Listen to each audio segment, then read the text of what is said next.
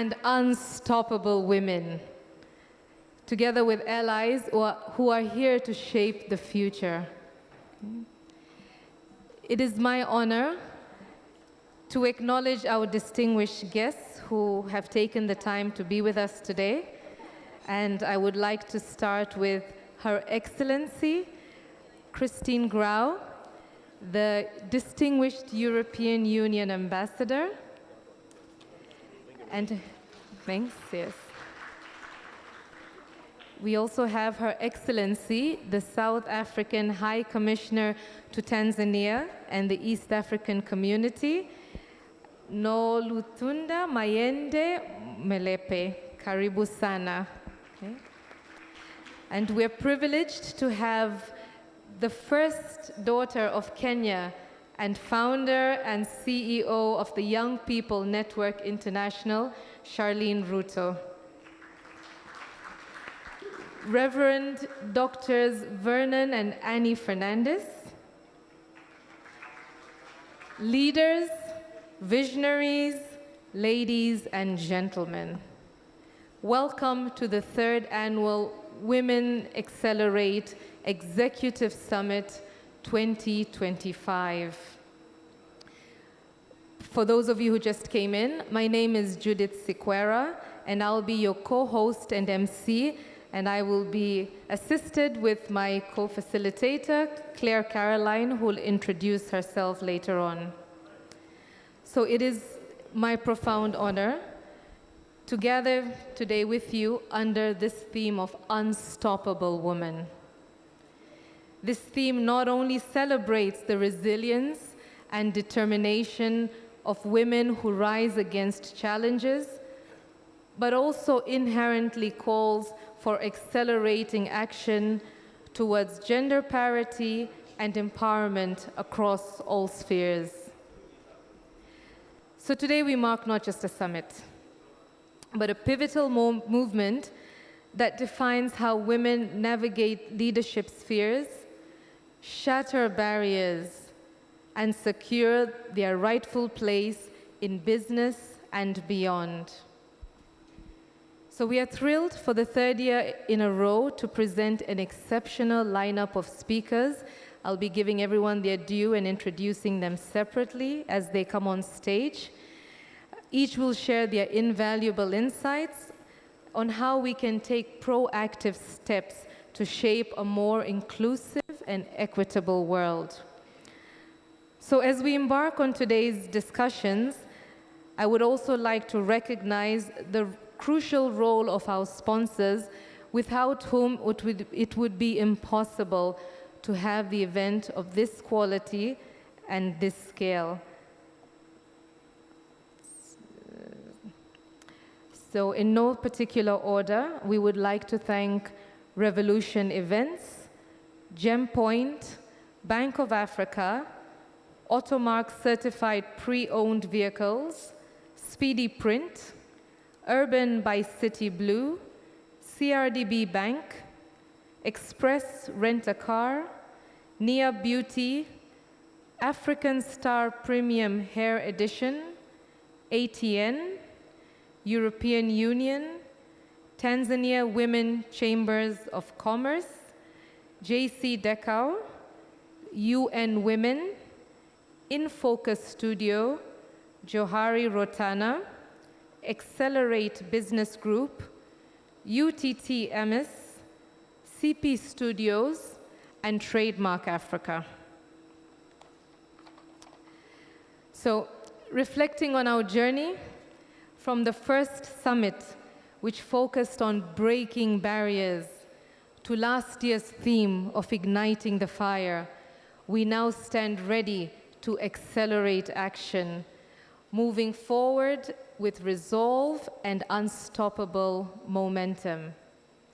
Our agenda today is rich with speaking with excellent speakers, with opportunities for learning, networking, and inspiration. We will also have an engaging panel session and discussion, as well as a leadership workshop in the second part of this program. For the first time ever, We will also, thanks to our partners GemPoint, we will be giving away a Tanzanite set. And I will give more details on how you can be eligible for that. Thanks. Okay. So before we dive into our packed schedule, let us continue with a tradition that started at the first Accelerate Women's Summit, a tradition of acknowledging the divine guidance that underpins our efforts. And I think it's even more important given this period of Lent and Ramadan, that we are gathered here and that we would like to recognize that it is God who gives us life and the invaluable opportunity to make a difference with a spirit of unity and reflection.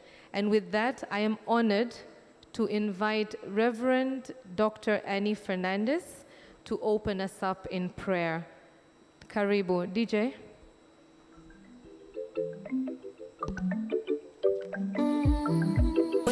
Chapakazi na umahiri tunatupilia mbali, hofu haikwamishi kwetu. Chapakazi na umahiri tunatupilia mbali, hofu haikwamishi, tuendelea na kazi kwa ujasiri. Thank you. Thank you. Good morning, everyone. I can't hear you. Are you excited? If you are an unstoppable woman, you must be really excited. Are you unstoppable? So all of you say, I am unstoppable. Ask your neighbor, who can stop you? It's your decision. Hallelujah. Anyway, thank you so much for introducing me. Yeah, you know, in everything that we do, we need to acknowledge God, the Creator. The very fact that we are here today, it's because of His grace. Many of them could not wake up, many of them slept, and we are awake and we are here. So let us all rise up and acknowledge Him, the Creator. So let's pray. Our dear Heavenly Father, we thank you, for this is the day that you have made, and we can rejoice and be glad in it, O Lord. Father, we thank you that we are able to gather here together. And Lord, I pray, God, Jesus, that you help us, help each and every participant who is here, help each and everyone who's going to speak here, that you give them strength, ability, and power to speak, oh Father God, in the mighty name of Jesus. Lord, we acknowledge you, that without you we can do nothing. Without you we don't have any strength. We need wisdom, knowledge, know-how, and your power upon us, that we are able to speak well in what you have in store for the women who are here, oh Father. I thank you for each and every one who is a participator, and also who's in the panel and who's a speaker. Everyone, Father, the crew, everybody who's working here, Lord, I pray that you protect them, that you give them wisdom on how we should take this off in a successful way. In Jesus' name, amen. Thank you so much, Bernice Fernandez. Bernice Fernandez is I tell our because my husband is here, our first daughter, okay? And I thank God for her life. This is her third event, and she has really brought women to another level, and I thank God that all you who trusted her and came here, we really appreciate you for coming today. Amen. Thank you for your support. Thank you for coming and also be a participator. Thank you. We appreciate it. Thank you, Bernice. Congratulations. This is very powerful. She really worked hard. She really worked hard. God bless you and bless your efforts today. I pray for success in everything that you do. In Jesus' name, amen. Thank you for that powerful and uplifting prayer, and for your words from one powerful, unstoppable woman to another unstoppable woman, Bernice. I would now like to invite a board member from Accelerate Women to come and say a few words, just to remind us about the aim of this event. Karibu, Dr. Vernon Fernandez of World Agape Ministries. Karibu.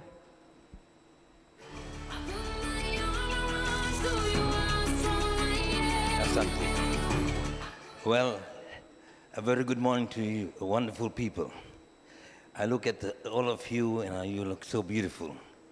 Look at your neighbor, say, neighbor, you're beautiful. Come on, ladies. Come on, ladies, are you beautiful or not? Oh, hallelujah. I'm sorry to say hallelujah here, but I am so glad to know that you are beautiful, wonderfully created. Amen. We men, we're ugly, but you are beautiful. The main aim of this event, my daughter has been in school right when she was in her university. She would always tell me, Dad, I want you to help us. We women need to arise. And I said, yes, it's important for every woman to arise. And when she was studying out there, she was all alone, but she made an attempt to arise. And she rose. And one thing I had to thank her so much was that after arising, she said, Dad, I want to come back to Africa, and I want to build the women in Africa. And that's why we're having these events. So,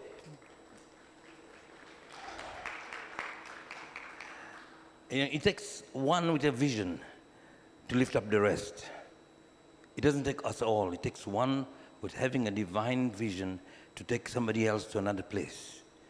And so I want to encourage you that this event is not just an event. It's something that's going to change your life.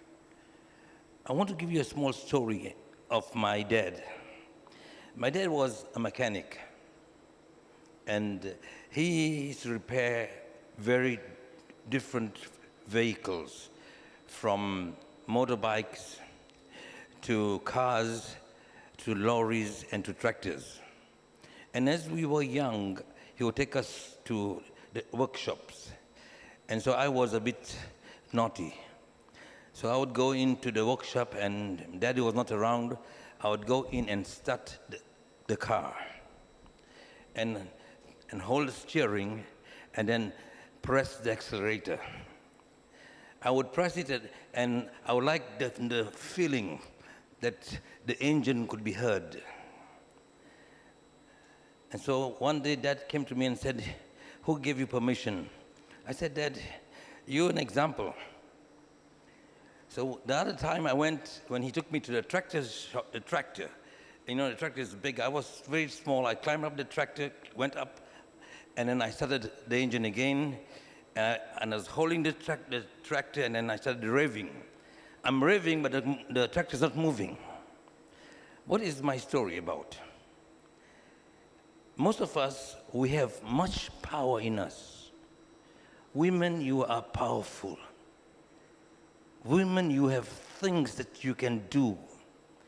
But most of us are stagnant. Like I was on the tractor revving, never moving forward. This event is called Unstoppable. I was not given the permission to drive. I was just there revving. I was still stuck in one place. I want to tell you today, you're not going to be stuck anymore.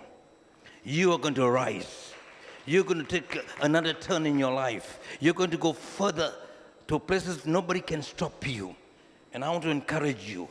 You are able. You are powerful. You are wonderful. You can do it. So this is the aim of the event, and I want to encourage you. Believe in yourself. Trust that you are unstoppable. All of us have power. All. There's not one person has no power in us. It's in us. But we've been revving and sitting in one place. Dare to move. And when you dare to move, you will become unstoppable. God bless you. Thank you very much, Dr. Vernon Fernandez. I think it's what makes this event and this family very unique. We have Bernice, who's the CEO and founder of this initiative, and her parents who are very supportive. Asante ni sana. Okay, so question. How many of you are attending Accelerate Women's Executive Summit for the first time? Hands up, show of hands. Okay. And how many of you are attending who have been to one of the previous summits? Show of hands. Amazing, amazing. So whether you're attending for the first time, Karibuni, or you've attended the previous ones, we are all unstoppable women, okay? And I would like us now, remember I said there's a giveaway, a Tanzanite giveaway?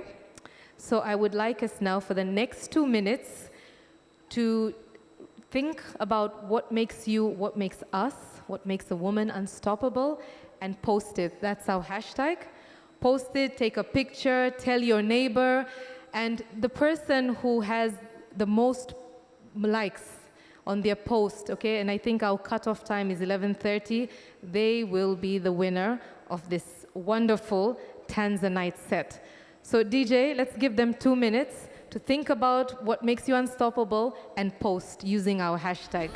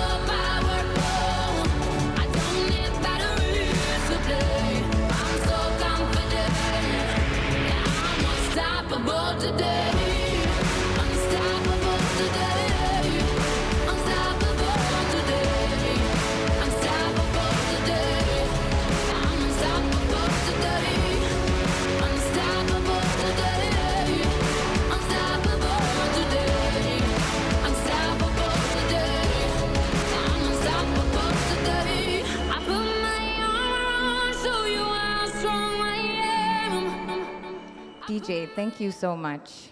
Without further ado, our 2 minutes are over. I hope you guys have thought it out well. Like I said, there is a Tanzanite up for a giveaway. I would like to introduce myself. My name is Caroline Claire, and I'm your co-host today. I will be assisting my lovely lady over here. But I would love to introduce someone special to this event, someone who is my soul sister ever since we were like, I think 15. I've known her for so many years. She's amazing, she's inspiring. Now, it is my greatest honor to invite the visionary behind this transformative event. Someone who is passionate, dedicated, and has been an instrumental in making the summit a reality.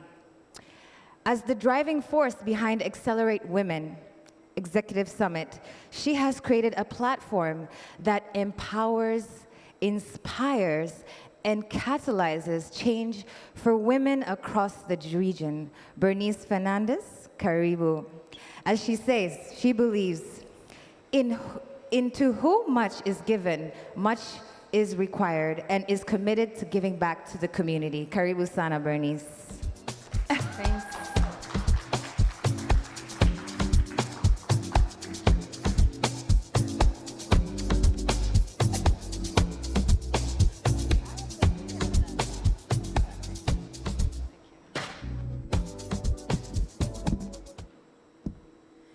Thank you so much, Caroline and Judith, for that wonderful introduction. Good morning, ladies and gentlemen. Welcome to the 3rd Annual Accelerate Women's Executive Summit. I am so happy to have you all here. I would like to honor our distinguished guests, our ambassadors from the European Union and from the High Commission of South Africa, Your Excellencies, even our special delegates from the US Embassy, and also our CEOs and dignitaries, as well as the first daughter of Kenya, and every one of you who are here today, all the sponsors and our stakeholders, welcome to Unstoppable Women. Get ready for a life-changing event. Get ready to learn. Get ready for the power that's going to impact your life today. I will not share much right now. I would like to formally introduce our keynote address from our ambassador, our sponsor from the European Union. Her Excellency, Ambassador Christine Grau, the ambassador to the European Union to Tanzania and the East African community. She began in September 2023 as the first female ambassador of the European Union to Tanzania. This was followed by presenting her credentials to Her Excellency President Mama Samia Hassan, the President of Tanzania, in September 2023.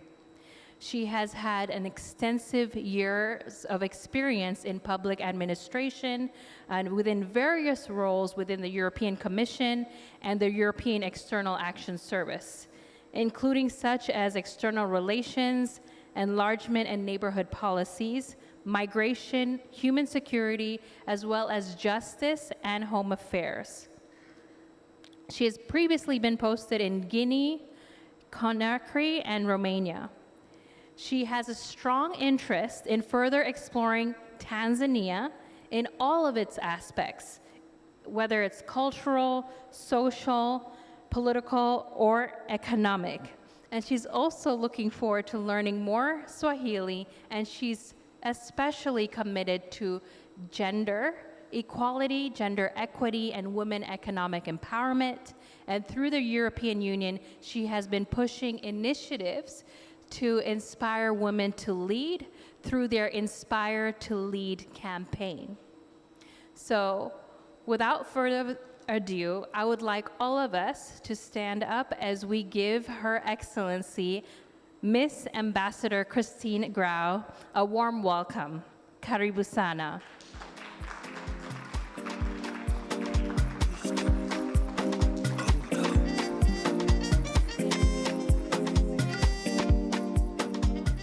No, please sit. Absolutely no need to stand up for me.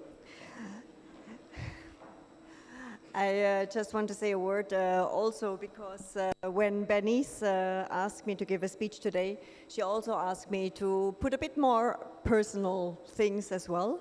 So to complement what Bernice already said in the introduction, I'm also married, still married after all those years. And I'm having also 2 grown-up children. So that's just something from the personal side, but I will come back to that a bit today. Let me just say a few words here, how very pleased I am. I have been here last year, not as a keynote speaker, but in the audience, and I was very impressed about the energy, about the discussions that were held. And when Bernice asked me if I could be the keynote speaker this year, I was really very pleased and honored to be here. As Bernice said, I'm the first female European Union ambassador to Tanzania. I'm very pleased that we have the High Commissioner here from South Africa as well. I don't know if you were the first female South African High Commissioner in Tanzania? Yes? Voila, there we have another first female as well. So you have here 2 examples, I think, from the diplomatic service. We have all gone our way in different ways and have had our own personal structures, but also we have had to look at the overall structures that exist. So let me start now with my speech on the theme. What does it mean to be unstoppable? First of all, it means very clearly that you pursue your way. And that is despite challenges. You pursue your way and your dreams. It means pushing forward despite challenges, claiming your space. It means breaking the glass ceiling, not just for yourself, but also for countless other women who will come after you. Second of all, unstoppable also means you can do it. It's you have it inside you, and it's up to you and your opportunities to move ahead. But it also means that you have to get started. And I think this is one of the issues that we see with many women, that the very first obstacle is that the women are afraid to get started. And then, of course, it means being unstoppable means that you have to dare. Sometimes you have to jump. And it could be into the unknown, but to jump means you go somewhere where you have not been before. Now, luckily for Tanzania, we have seen very good examples across Tanzania of unstoppable women leaders in politics, science, entrepreneurship. Bernice has already mentioned her president, Samia Suluhu Hassan, or also the speaker, Tulia Ackson. They have both transformed policy to make really gender-inclusive policies and championing women. We have artists like Frida Armani, who are challenging stereotypes and inspire a completely new generation to dream bigger and to speak aloud about injustices.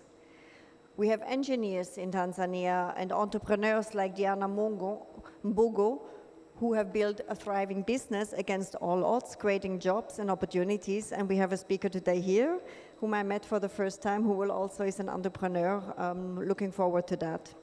And then we have bankers, as Madame Esther Maruma, who is with us today as well.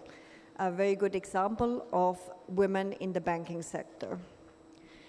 Now, these women did not wait for the permission to lead. And I think this is a very common element that we need to look at when we see what makes women unstoppable. We need to ensure that every woman and girl has the opportunity to do it in the same way. And to be very clear, it's not an easy and not a very straight path. What challenges do women face? Women, first of all, as I already said, they often reflect too much before they even get started to go for it. Women, we all are aware of that, they often need to prove more that they are good. That's a very common feature, that they have to present more results than men. We also know that many women do not have supported environments or networks. Women often remain underrepresented in leadership roles, and therefore also there is a lack of role models. I would just like to remind you of a very famous saying of the very, very famous footballer from Brazil, Marta. And as you know, she's considered one of the greatest female football players of all times. And she said when she was young, she didn't have an idol because there was nobody, there was no female football idol. But now people stop her and say her, my girl wants just to become like you. An absolute excellent football player, and that's a great development. We need those role models. Another challenge is, of course, access to finance, which is a major hurdle for many female entrepreneurs, and I think we will hear more of that today. And then let me also mention the lack of mentorship and coaching that leaves many talented women without the support they need to rise. Women also have a lot of strong elements in their own earns to address those issues. Has my way always been easy, my personal way? Did I always get my dream job straight away? No, I did not. And I have to say, it's also the failures where you learn. I still remember very vividly when I applied for a job, and here we're talking about European public administration with rules on gender and equality, which is a very privileged environment. I applied for a job, and I was asked by the person who was the chair, I see that you have small children. How will you be able to do that job full time? And I just said, I don't think that this is any of your business, but I also think if I apply for a job, I consider that I do that very well. Otherwise, I would not have applied. Needless to say, I did not get that job. But you learn from your failures, and you learn from your, which in this case, I did not consider it my failure, but you learn, of course, also how to deal with these issues. The failures make you strong along the way. So as I said, what women makes unstoppable is not just talents, but also the determination, the resilience, and of course, the access to opportunities. So let me come here to the European Union. What are we doing to breaking the glass ceiling? We have a strong partnership here with the Ministry of Community Development and Gender through the Gender Transformative Action Breaking the Glass Ceiling program. We really try with the ministry to have a systematic change.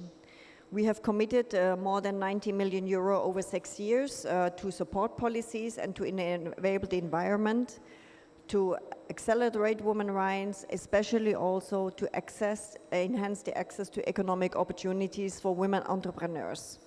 To strengthen women leadership and political participation is really highly relevant, but also to challenge social norms and to limit women's advancement.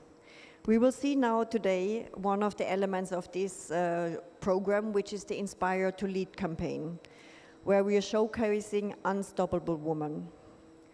The campaign highlights remarkable Tanzanian women who have become leaders in their fields, from politics to biology, from entrepreneurship to art.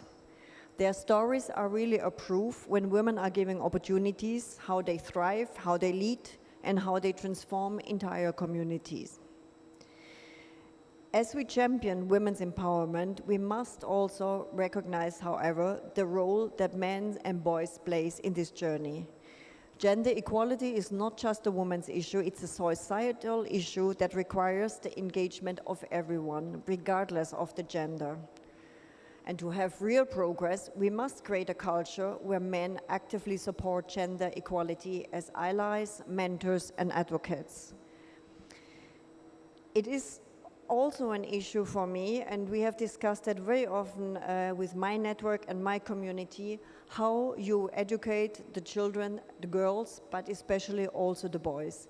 You want to educate your girl in a very strong way. You want her to be able to face, when she's older, to be feisty, to spend there. But you also need to educate the boys that they become men who support strong women, who are not scared and impressed by strong women, but who see this as an equal opportunity and who create for each other an environment that is enabling them. So let me come to the way forward. What do we see? What will us get really more committed women in leadership? First of all, there is of course mentorship and coaching. It is highly important that we do not leave talent and ambition undiscovered and restrained. I have many women here who are already strongly ahead, who have made their first step in careers. So it's also our responsibility of all of us to help the women who are out there, who are younger, who do their first pass. Maybe they're not younger, maybe they're older, but you see that they're going for the first pass. Help them, be available for them, to give them advice, to lift them up as well. We have seen this, we will see this in this Inspire to Lead campaign, how this impacts really on other people's lives and how they can really change, transform lives. The second issue is, of course, we need to expand leadership opportunities. We need to ensure that we have a framework and institutions that, in both the public and the private, that commit gender-balanced leadership. We have many studies in Europe, for example, and I think globally it reflects very much the same, where we see that the famous glass ceiling is still there. So if there's no proactive policy by companies, by public administration, to push women above that glass ceiling, it will be very difficult. Women should not be only invited to the table, but they must be heard, respected, and given decision-making power. And the third critical issue we heard about is the unlocking access to finance. Financial institutions must really design funding solutions tailored for women entrepreneurs. And we need to provide women with the technical capacities and the possibilities to get investment, training, and the networks to scale up and to compete. Now let me come back to the word I said in the beginning. the word that women need to trust in themselves and that we need to trust in ourselves and in our capacities. I got very often the question how I managed to come there where I am. Did I wake up one day and say I wanted to become an ambassador? Actually, no. Maybe some of girls have that. I did not have that. But what I learned all through my professional year, when you start to move ahead, when you know that you have capacities to become a manager, to lead, you need to be super well prepared. And it's a lot of hard work. There's no way beyond that. Because, as I said before, very often you need to prove also that you know things better. But it's for you. You go out there, you want to lead, you want to be unstoppable, be prepared. You really need to know what you're talking about. As I said before, there will be failures, but don't take them as failures. The failures are a step to broaden your competence and to be wider, and the next time you will not do the same mistake. Maybe twice, but not 3 times for sure. Another element is please trust yourself and your own instinct. Nobody knows better than you what's the right way for you. You always, very many of the women, they listen to other people why they instinctively have a feeling this is not wrong. It does not mean you should be advice resistant, but you need to trust your instinct also in many elements. Speak up. And especially speak up if you have not been treated fairly. Don't let yourself be humiliated. Don't accept to be screamed at. It's no way to be dealt with, and you have, as everybody else, the right to be dealt with respect. If you speak up, if you feel treated unfairly, you will have the first step that you feel better about it. And I think many women give up when they face these challenges. Really, it's very important. And this is why it is so important to have networks. You need to have your networks, you need to have your mentors, you need to have your creative but also friendly environment that helps you to go through that. And then an important element, you should have fun in your life. You need places, you need safe places. Do not just think about work. If you like to watch football, go to football matches every Saturday. If you like to go out, spending time with your friends, you need to have moments where you can completely think of something else. This is a very important element to succeed, in my opinion at least, but again, can only talk to myself. But now, as we're here today, I will not want to speak longer to you because the women who are here, you are already quite unstoppable. You have already defied the odds. Let me just remind us again, we cannot stop. We have seen a lot of backlash in the world ongoing on these issues again. We see a lot of progress in Tanzania, which is very, very positive, but we really need to ensure that the next generations are not restarting where we started in the 50s, 60s, or even earlier, that the progress that has been achieved will be kept. Let us push forward. And as I said, thank you for the work you have already done. We need your leadership, and I hope we can create a better future together. Asanteni sana. A round of applause to the ambassador of the EU to Tanzania. Thank you very much, Ambassador. Yes. So we are now going to play a video which is part of the EU campaign. So if you could please fix your eyes to the screen. I will quickly introduce them. So this is now 2 videos that we're going to see from the EU-financed Inspire to Lead campaign. We take the advantage of the presence of Madame Esther Maruma, who is here with us today, who is one of the ladies who have been featured in the campaign. Thank you so much for this. And a congratulations for the video. The second video is about Nema Mduma, who is also pioneer in IT and artificial intelligence. So I hope you will enjoy the videos and like them. Thank you.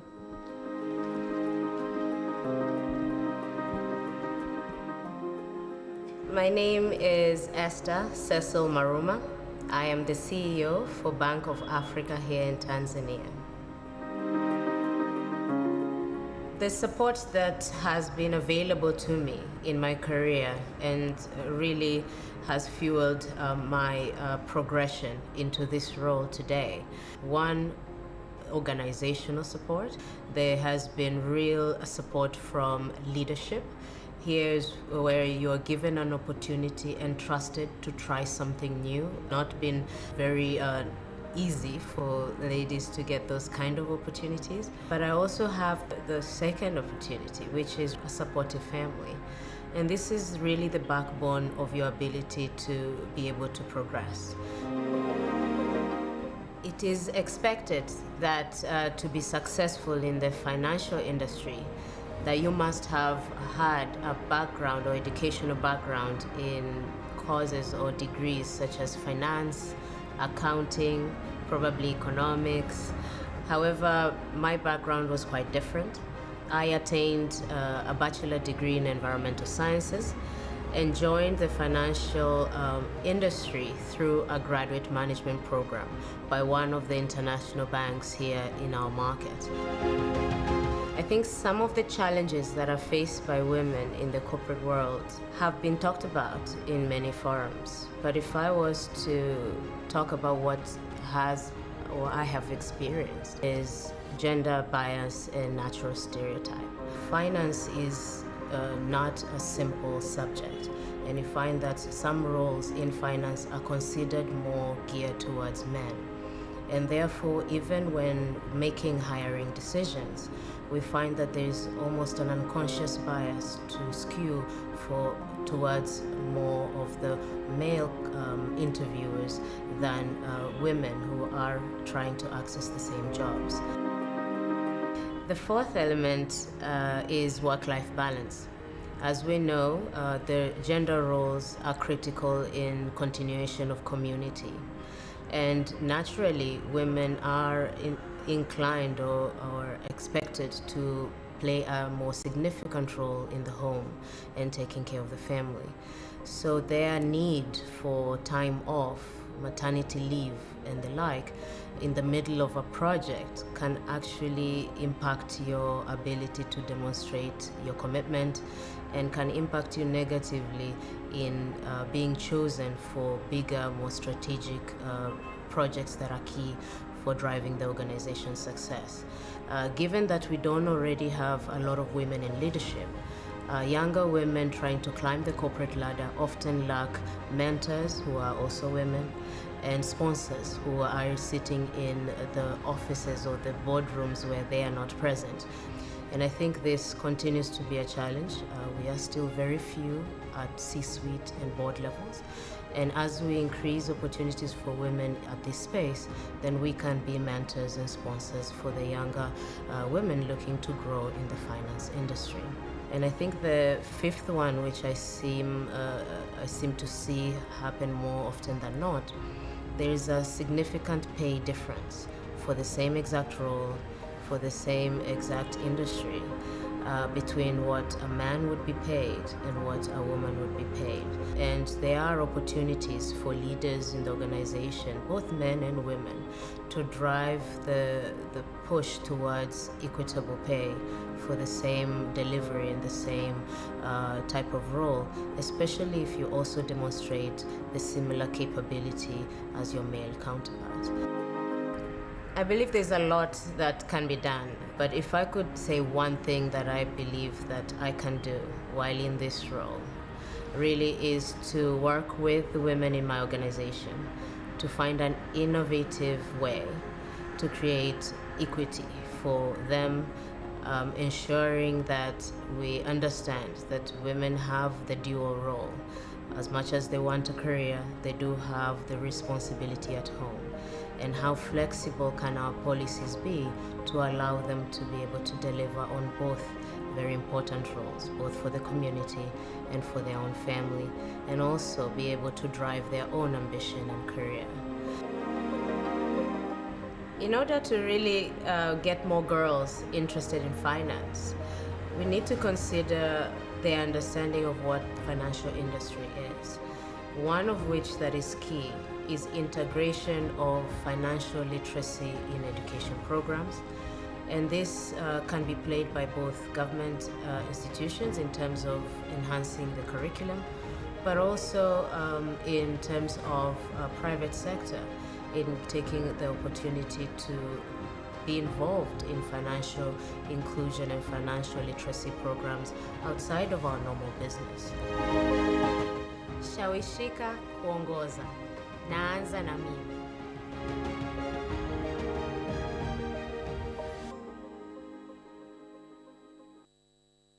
Inspire to lead. Shawishika kuongoza, kunaanza na mimi.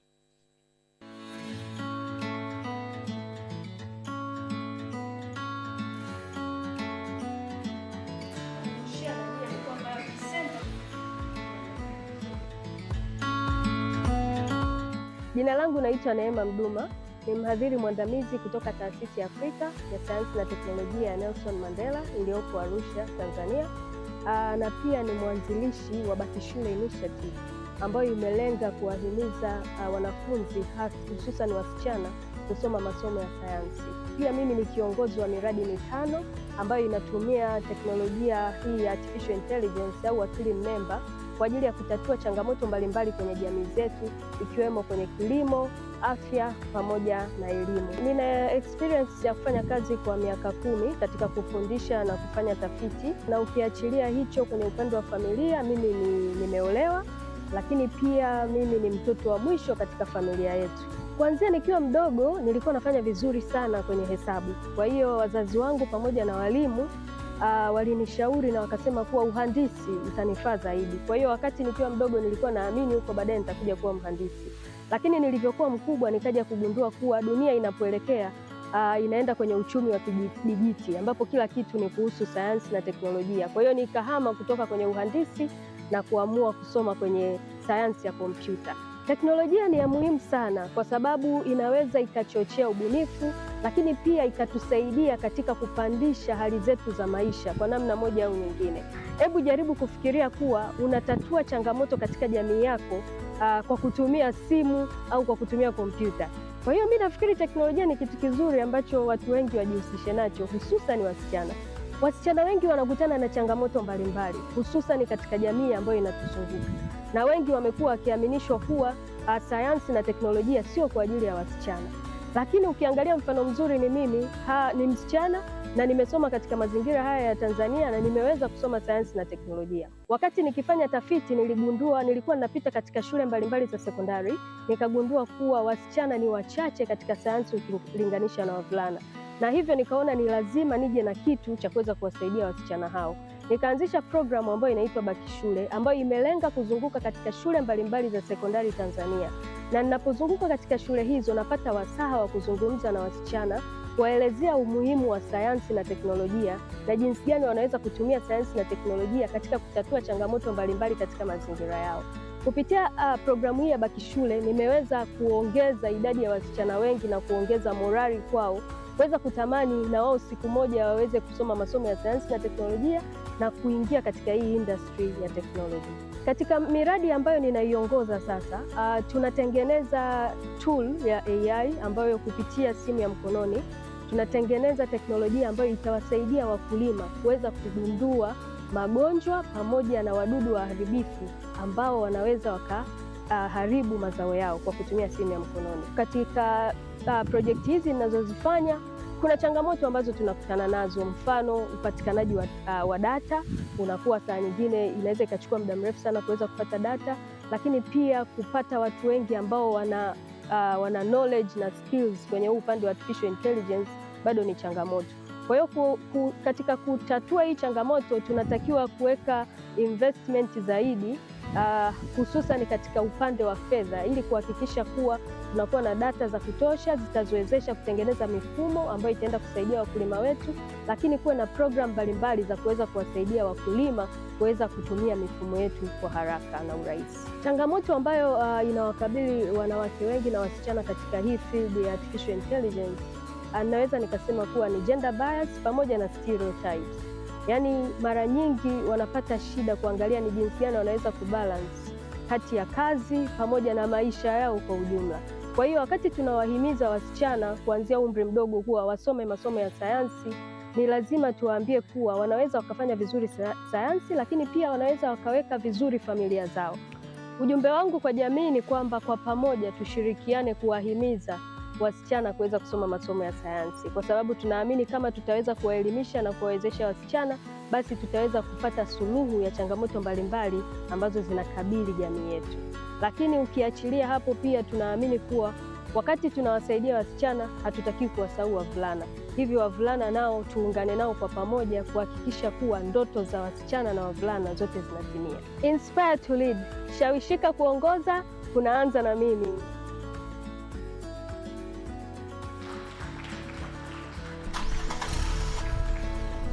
So, thank you again, Ambassador.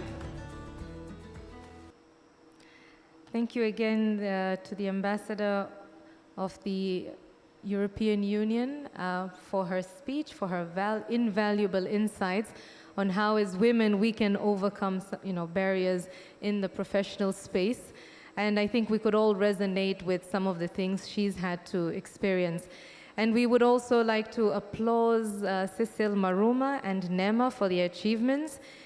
Both the finance and tech sectors have traditionally been just for men.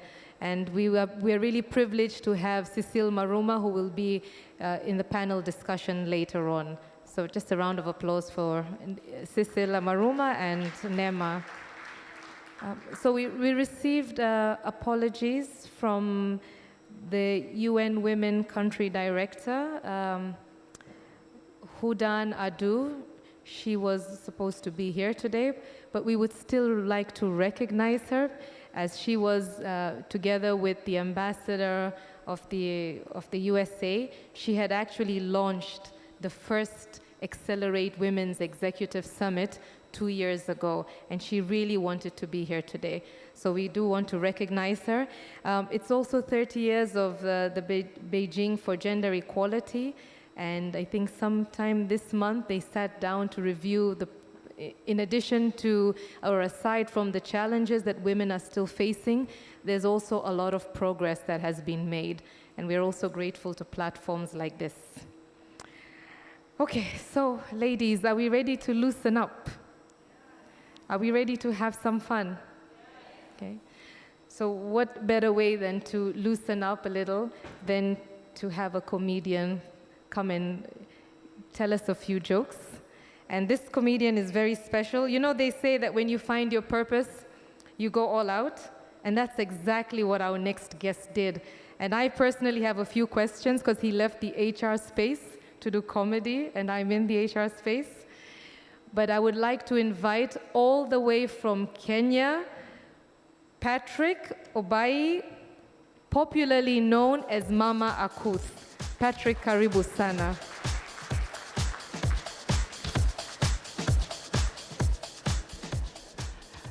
Good morning.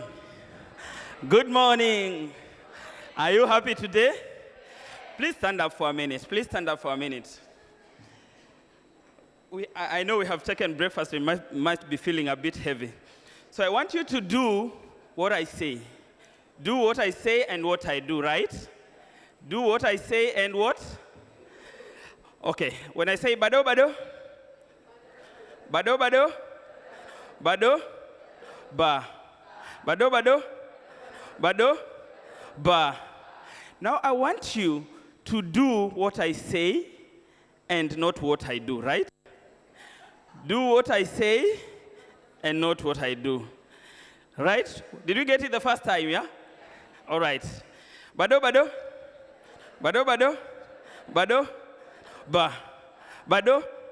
Bado. Bado. You get it? Okay, let's take it again. Bado, bado. Bado, bado. Bado. Ba. Now I want you to do what I say and what not I'm doing, right? Bado, bado. Ba. Ba. So you forgot ba is down here, right? All right, let's do this one more time. Bado, bado. Bado. Ba. Bado, bado. Bado. Ba. Ba. Ba. Bado. Bado. Ah, no. All right, thank you. Please have a seat. My name is Obai, and I come all the way from Nairobi, Kenya. I'm so happy that The first daughter is here. The first daughter of my country is here, and her name is Charlene Ruto. I will want to know how that conversation goes with your dad. Like, do you ask for permission when you're coming for such events? Or you just come? Or you're independent? You see, unstoppable women have started already. Yeah, so, you know, when I was growing up, I once told my mom that I wanted to be a comedian. You know, I found her in a happy mood, and I said, this is the opportune time to say, Dad, Mom, I want to be a stand-up comedian. So I said, Mommy, she was busy smiling and singing in the kitchen. I was like, Mom, I want to become a stand-up comedian. She looked at me like, you have 3 seconds to make me laugh. And that's how I went to school until I had my degree. Yeah, you know, it is said that women are controlling. Women are, you know, they have the convincing power, they have the energy. And one time my pastor was preaching in church, and he said, you know, wives are very controlling. Wives are, they take you to another level. They make sure you follow things. And I was like, wow, you're very right. I already have someone who tells me everything at home. And you know what? He said, all husbands who feel that their women are controlling at home, please move to the left. And all the men in the church moved to the left, except one chairman of the church committee. And the pastor was, at least there's one man here who is not controlled by the woman. And the pastor asked the man, please tell us how you have managed to control your woman now that she is not controlling you. The man was like, Pastor, it is my wife who has told me not to move to the left. So the women have the power to control. Women are very, very unstoppable. You are amazing in all ways. You are amazing in all ways, and your power goes beyond imagination. And that's why I stand for a woman. You know, the respect, I always say respect was born in Uganda. Respect grew up in Tanzania, and it's living its old age in Kenya. Why am I saying this? Because a simple question will tell you how the evolving respect has lived. A simple question like, babe, what are we having tonight? What are we going to eat tonight?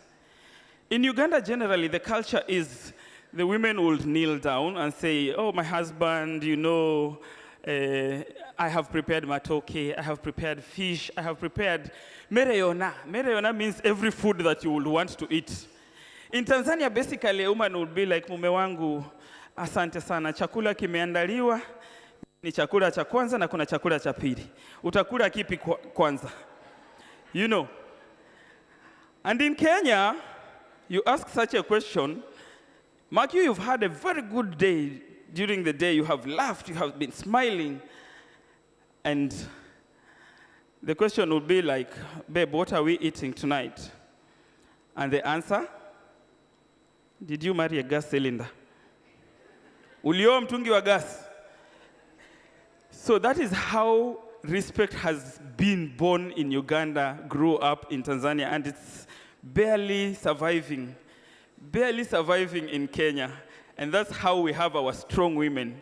Charlene can tell you we have the strongest women, and they don't mind to tell you their mind at any point. So, as I close this day, I would like to say that you are amazing. You are empowered. You are a blessing. And most of all, you as a woman are unstoppable. Thank you very much. Asante sana, Patrick. Thank you for that. In case you haven't seen his videos about this event, please go back and watch. And basically it's Mama Kuth asking for permission to attend Accelerate Women, Uganda, Tanzania, and Kenya. So please go ahead and watch that. All right, is everyone okay? Yeah? Okay. So now we're going to transition into an exciting and insightful panel discussion with three trailblazers in the financial sector And we have Esther Maruma, whose video we saw. So Esther was here last year as a director, and this year she's here as the managing director of Bank of Africa. So let's give Esther, Cecile Maruma, a big hand. Sorry. We also have on the panel, Karibu, yes. We also have on the panel Monica Hangi, a powerhouse in trade and economic development, currently serving as the regional director of East and Central Africa, Trademark Africa. Karibu sana, Monica. And last but not least, we have Scholastica Kivela, a dynamic entrepreneur and the managing director of Yona Auction Mart. And today you're in a beautiful Maasai outfit. Karibu sana, Scholastica. So leading this conversation is none other than the CEO, the founder, speaker, the advisor, coach, of Accelerate Women, and we have Bernice Fernandez. Bernice Fernandez, karibu sana.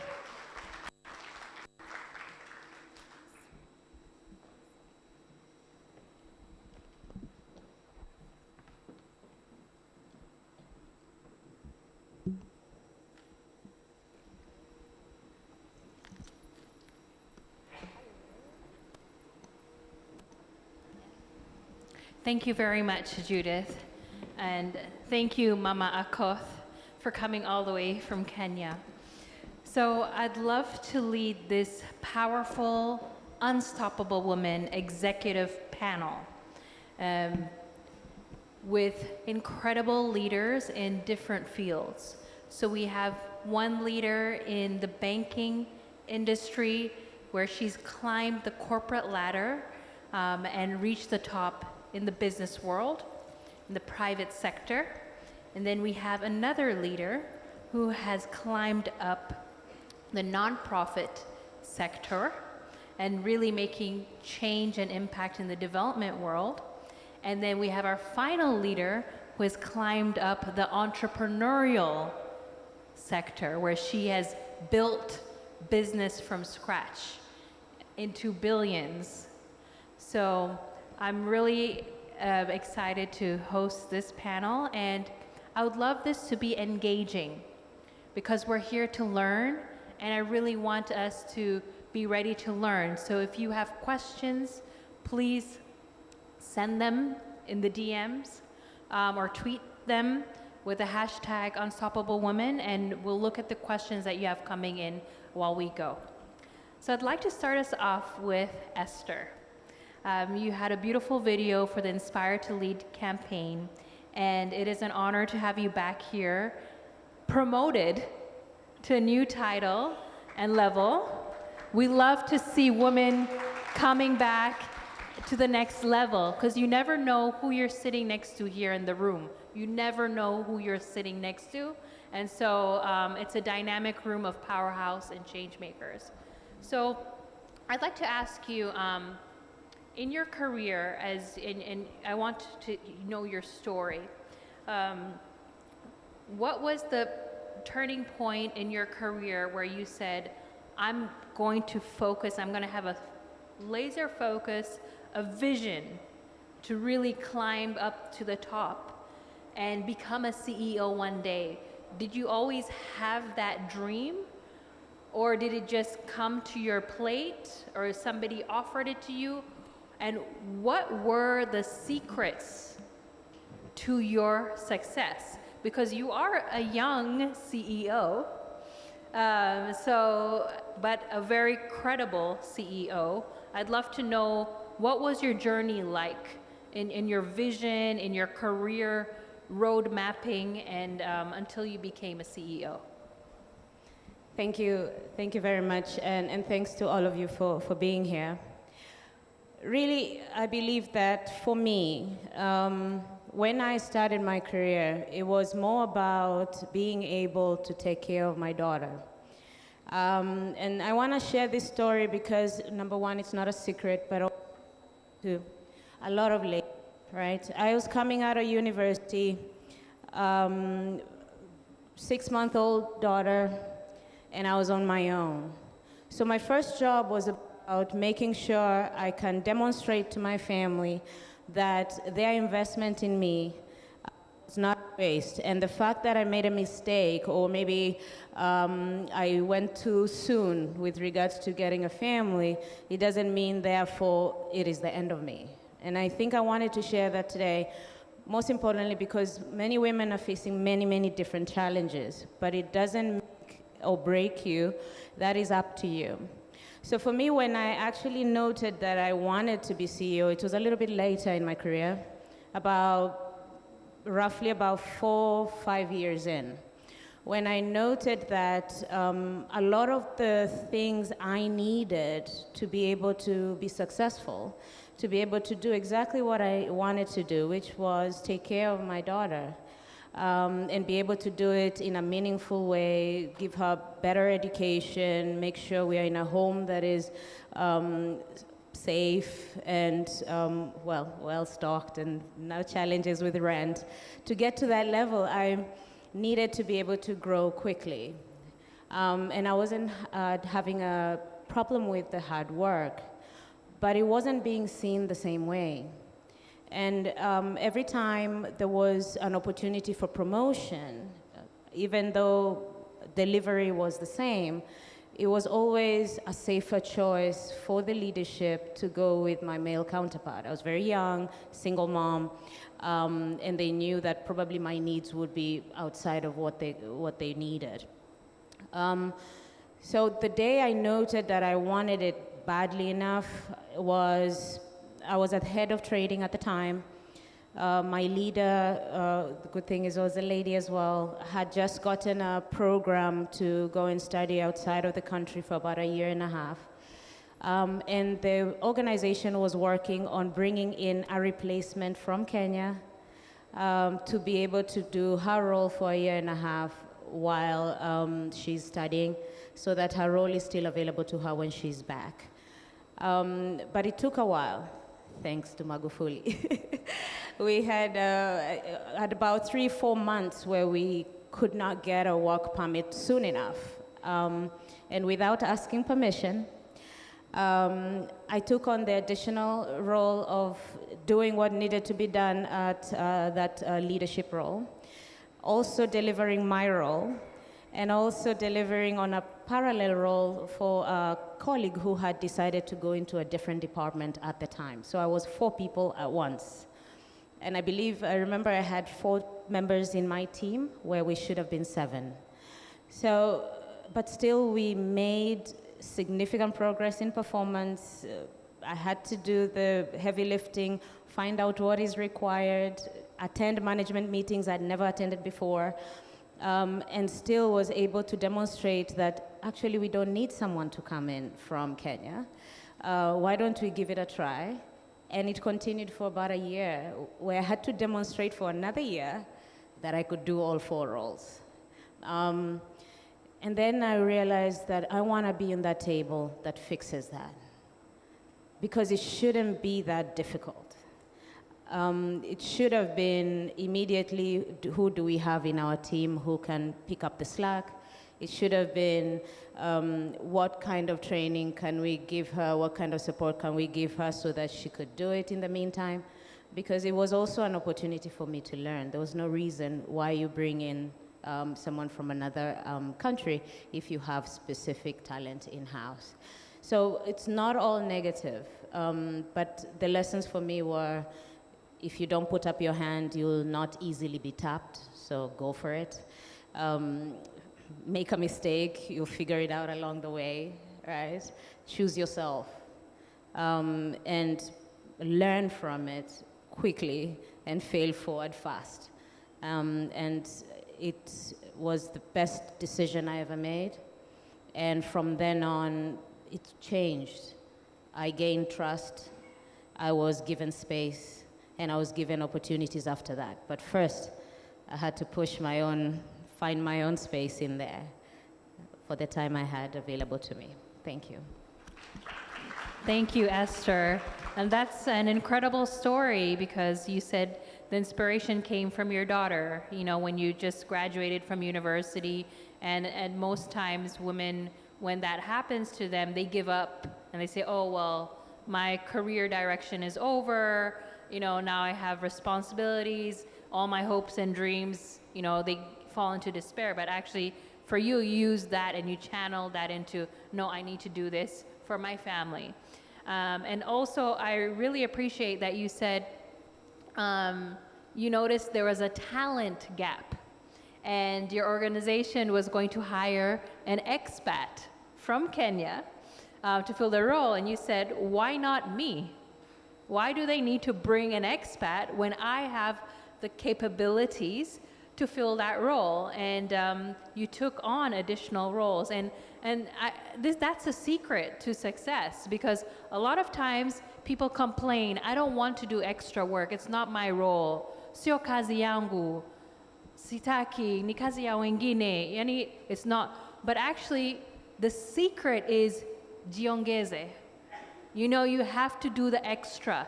You have to go the extra mile, because the value you are in an organization is the number of problems you solve. So the bigger the problems you solve, the more value you become, and the more you're able to become promoted, and the higher you're able to be paid. So the more problems you solve, and you became a problem solver, and they said, we can promote her.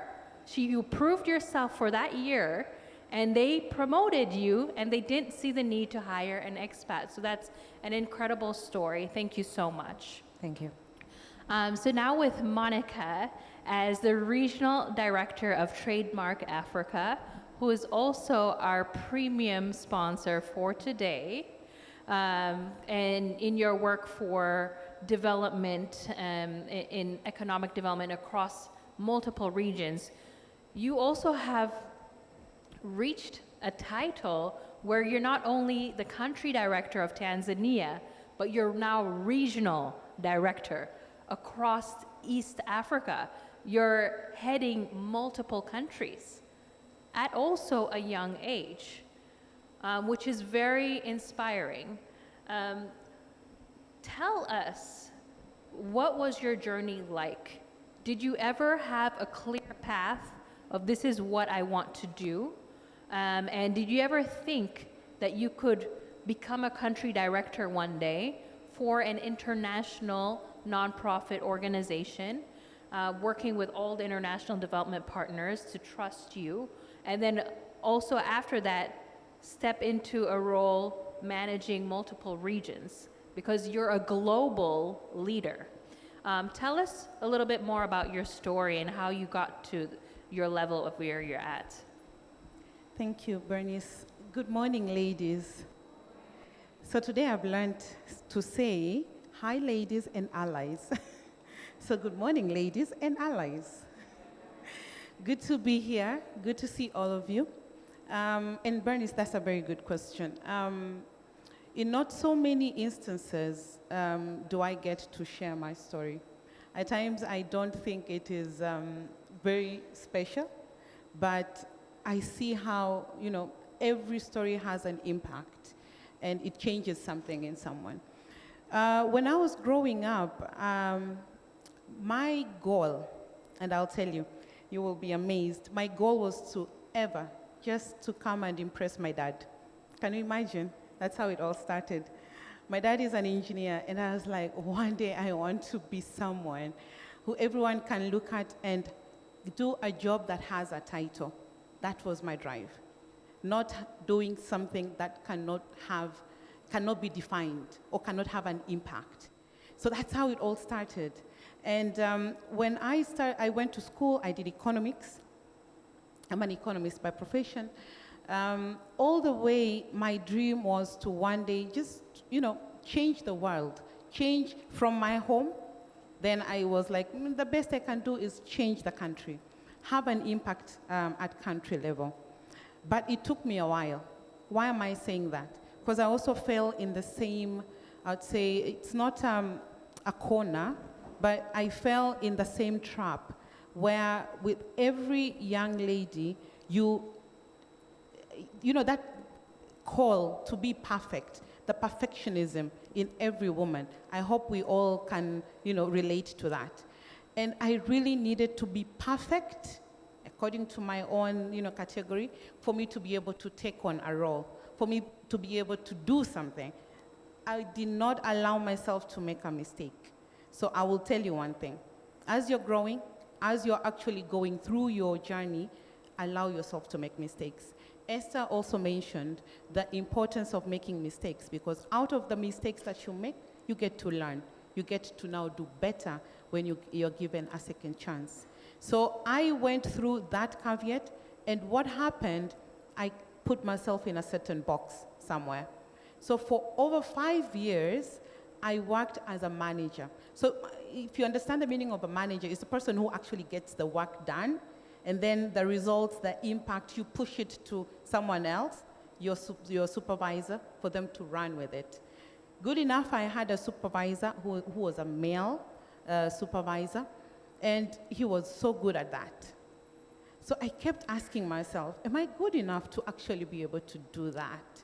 So again, falling back to the same trap, doubting myself, not being 100% sure that I can do it to that level. But one day, it just happened that a gap, the same as Esther's story, there was a gap. And I was asked if I could step in. Luckily, I was asked. So it means someone had noticed that I could do the job. So I was asked, can you step in and just do this role for a certain period of time? My first answer, you can never guess. I said no. I know. I am not ready. I cannot do this. But then I went back. Then I was like, what happened to my dreams? I really wanted to make a difference. This is an opportunity, and I'm saying no to it. I was like, let me go in and figure it out.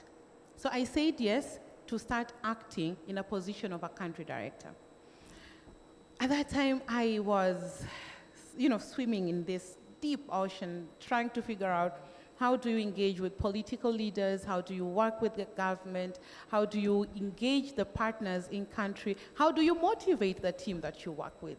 Yeah? How do you do all that and still manage to go back, take care of your kids? I listened to Ambassador Christine and I was smiling, because that is a role by itself. I'm a wife, I'm a daughter, so there are all those responsibilities. How do I do all that? How do I balance? But then I was like, let me just do it. So I started with it. But one thing that I learned is being able now to work with the team and the people around you, not doing everything. I'm ever asked, how do I balance? And I say, I never balance, I juggle. As much as possible, I juggle the responsibilities, I juggle what I need to do, and what I do best, being at peace with the decision that I make at the end of the day. If a ball falls, I should be okay with that, because I did my best in another side. So that is how it all started. As a country director, I served for 2 years after I was appointed in the role, just 2 years. It has never happened in the organization. And then a new role came up. And everyone was like, maybe you should give it a go. I was like, I wonder what they're seeing, But I went for it, here I am. And I'm now managing the biggest portfolio in trademark with many countries, 7. And the biggest share of everything in terms of results, impact, everything that we see at Trademark Africa. It's a lot of pressure, but what again I've learned is carrying the team with me, empowering them for me to be able to juggle. Thanks. Wow. What an incredible story of impact, purpose. You said it clearly that you had a purpose to make an impact in this world, and you always wanted to impress your father. He set the standard of excellence pretty high for you, and so you followed into his footsteps as a role model. But also, you didn't give up, and you worked hard, and you proved the results. And I truly believe when you're passionate about something, the results will follow. Nobody's going to ask you to get up and be excited to go to work. You're going to be passionate, and you're going to be self-motivated. You're going to drive it, and you're going to drive results. And congratulations, Monica. because I like when you say you juggle, because it's not easy trying to manage a lot of things. It's not easy. There are certain things you just have to let go. It can't be perfect all the time. So thank you. So now I'd like to welcome Mama Scholastica Kevela. Thank you so much for accepting to be on our executive panel. So I'd like to know you as an entrepreneur, over many years in business in a male-dominated industry, right? Of auction, Yono Auction Mark. You auction real estate, land, property, cars, vehicles, even debt collection. She told me that people don't, when they know she's coming, she's gonna get you. So you work hard, and you've also been recognized globally, and all the awards that I saw in your office. Tell us, how did you know you wanted to build or be an entrepreneur? How did you step into it and then have that drive to say, I can do this, even though it's scary, it's not the traditional role or a traditional career for a woman? And then how did you dominate in that industry as a leader in your entrepreneurial journey? Karibu.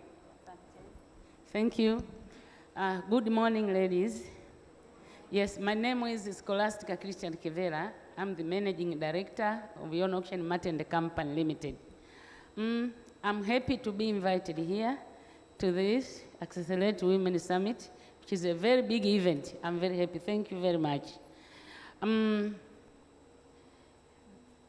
It is not easier as a woman to lead auction industry. You know, auction industry is always dominated by male, but as a woman to lead auction industry, it became very difficult to me, as according to our traditions.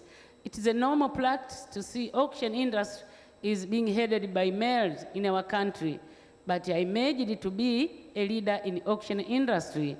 Sometimes it became very difficult to me.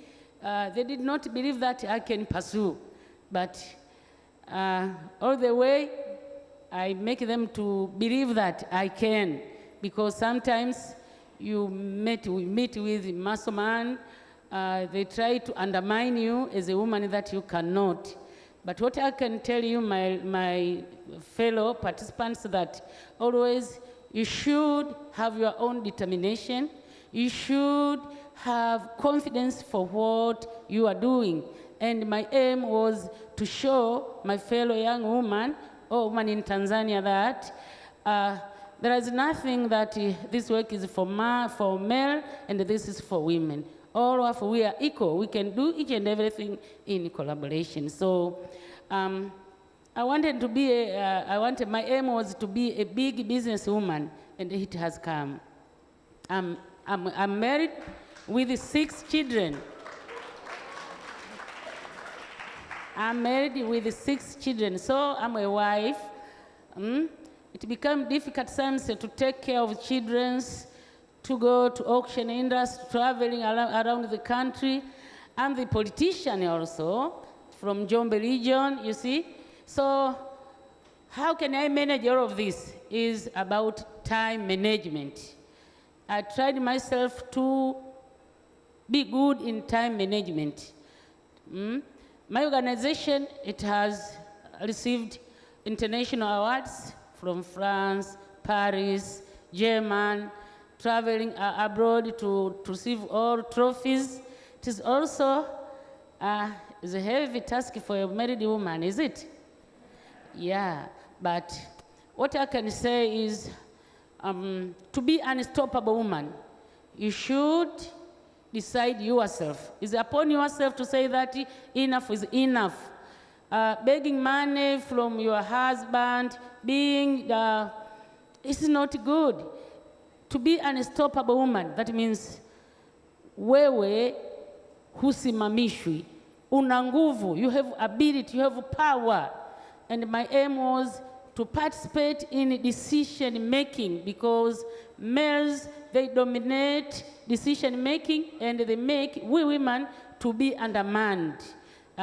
So I'm here to tell my fellow women that we should have our own focus, determination, so that we can be unstoppable women. And also, you have asked me that, how challenges do I meet, is it? Challenges a lot. I'm passing along like the CEO from Boa Bank. I'm your debt collector and auctioneer also. I'm doing with you.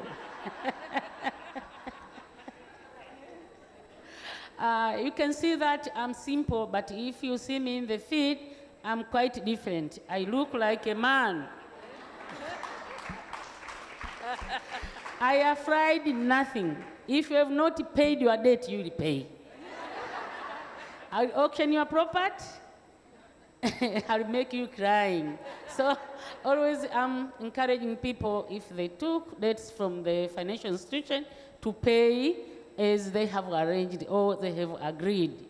My husband is encouraging me to be as I am. He's not a setback to me that, oh, you should be a housewife and so on. So also, to be a good wife, you should be in line with your husband. So he's encouraging me. Please go on, go on. He's behind me. He's not a setback to me, to protect from, to meet my goals. And I expect with the time, I'll be a very big leader. So auction industry is not uneasy. I think I'm the first woman in Tanzania to lead auction industry. Always it is used to be led by male, but I have made the difference. You've broken glass ceilings in the auction industry. Sorry? You've broken glass ceilings in the auction industry. Yeah, I have broken the ceiling that women we can also. So I'm an unstoppable woman. You cannot stop me anywhere. You cannot. Yeah, and always also, on top of that, I'm fighting with gender discriminations. I'm trying to mentor my fellows in Njombe, which I'm leading, that we should have confidence, determinations, resilience, strong learning with network. As you have welcomed here, we'll have a lot of networks here. Somebody who is having bad debts, auction of his properties or her properties, I'm here to save you today. Thank you very much. Oh, wow. Thank you so much. That was wonderful. And you are a powerhouse. It's clear you have a passion. You're fierce. Nobody can stop you. You said you're calm and here and looking beautiful here, but when you're on the field, you're somebody else. Yes. So what an inspiring story that, you took that risk and, you said, I can do it too, no matter what people have undermined you, and you just stood your way and you pushed through, and you also had an encouraging husband who wasn't a setback. He encouraged you. I think it's important to have an encouraging spouse. Otherwise, when you don't have an encouraging spouse, it can really discourage you from reaching your goals. Yeah. So what do you say to women who are in situations where whether their spouse is discouraging them and they're intimidating that they don't want them to have more money than them, or their family or community around them are saying, no, you can't, you'll always be from this family, you'll always be in this status, it's never going to work for you. We get discouraged, and we give up becoming unstoppable because of outside noise. So how do you encourage the women in the room today that whether they might be in a negative environment, what can they do to overcome?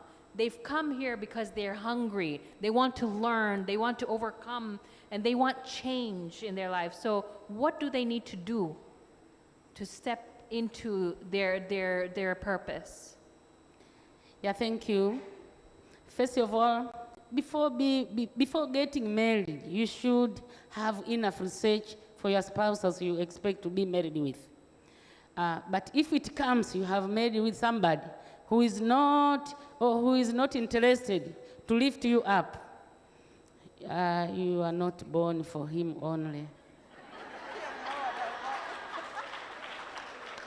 God knows from when, before being in this world, is it? You should have your own determination.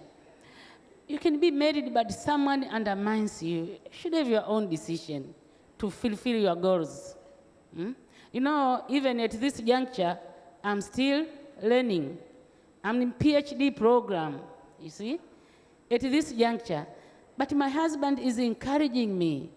If somebody undermines you, you'll never get up from this juncture. So it's upon yourself to decide is how you can get out from the situation. Because you have your focus, you have your own determination, you have your own, confidence and so on, and someone undermining you, to me, it becomes very difficult, but it's far better to advise each other that you should make me independent so that I can fulfill my goals.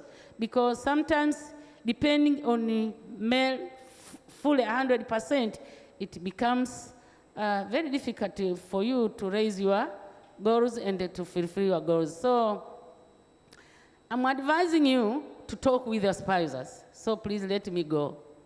Let me go fulfill my dreams. You see, we have a lot to do. Let me give you an example. For example, Dr. Samia Suluhu Hassan, our president of this country, she's a role model. She decided herself from her heart that I want to be somebody. And then you should decide to be somebody. If you do not decide yourself from your inner heart to be somebody, nobody will decide for you. You are the one to decide. You are the one to decide whom you want to be. Without decision from our own heart, it will be very difficult to get out from this trouble of females being undermined as a weak creature. We are not weak. We are very powerful. And I'm very happy today for this topic that all women, we can be. It is possible to be unstoppable women, but you are the one to decide yourself. Thank you so much, Mama Scola. I'd like to come to Monica for the same question on what would be your 3 tips that you would say to the women in the room on, despite all odds, against all odds, no matter what adversity that they may be facing, how can they unlock their potential and really step into another level? And they may have been feeling stuck. Maybe their environment is discouraging. Maybe, their family or work or just people around their space has really discouraged them and they've given up and they just really want more. They know that they were created for more. What are some 3 tips that you would give to them? Thanks, Bernice. Before I get to that question, I just wanted to add just one line from what Scholastica has also talked about, which I think is very important. And in most cases, the moments we make wrong decisions is because we have over-consulted. And I mean, I'm sure we can all relate as women, we like to over-consult. It's not bad, but you will speak with Esther, you'll speak with Scholastica, you'll speak the same thing, and they're telling you different ideas, different solutions, and then you get confused. What happens? You don't move forward. So that line that says the minute you over-consult is when you're making a wrong decision actually is true. So I just wanted to add that before I respond to your question, which I think when let me start from when you feel stuck in the middle of so many other things. One key thing that we should not, more or less force ourselves to be in is the same situation. Every person is different 5 minutes after. Who you are now, it's 11 or 4. If I look back at my watch at 11 or 9, you'll be a different person. You would have learned a new thing. Maybe you would have seen someone else that you've never seen before. So you are a new person. We are ever learning, we are ever changing, we are ever, we're becoming a new self every minute. So that is the first allowance that I would really advise all of us to do. Being open to change the situation. If the situation is not serving you, no one is holding you down. You're not chained on that specific situation. Evolve. Look for another opportunity. Get a mentor. In Esther's video, she spoke about getting mentors and sponsors. Very important. Someone who can speak for you when you're not there. Someone who can elevate you when you're not even aware that there's a certain opportunity. That is very critical.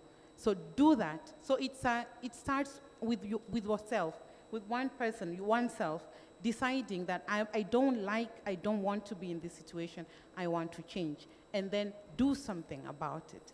But the other thing is, what is your vision? What is your vision?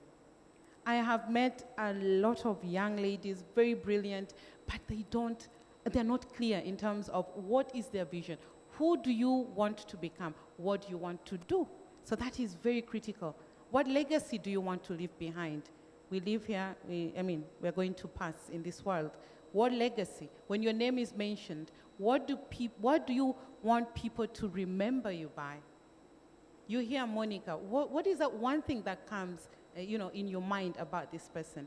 That should actually guide your vision. You start with an end, plan the whole journey, how you achieve your vision.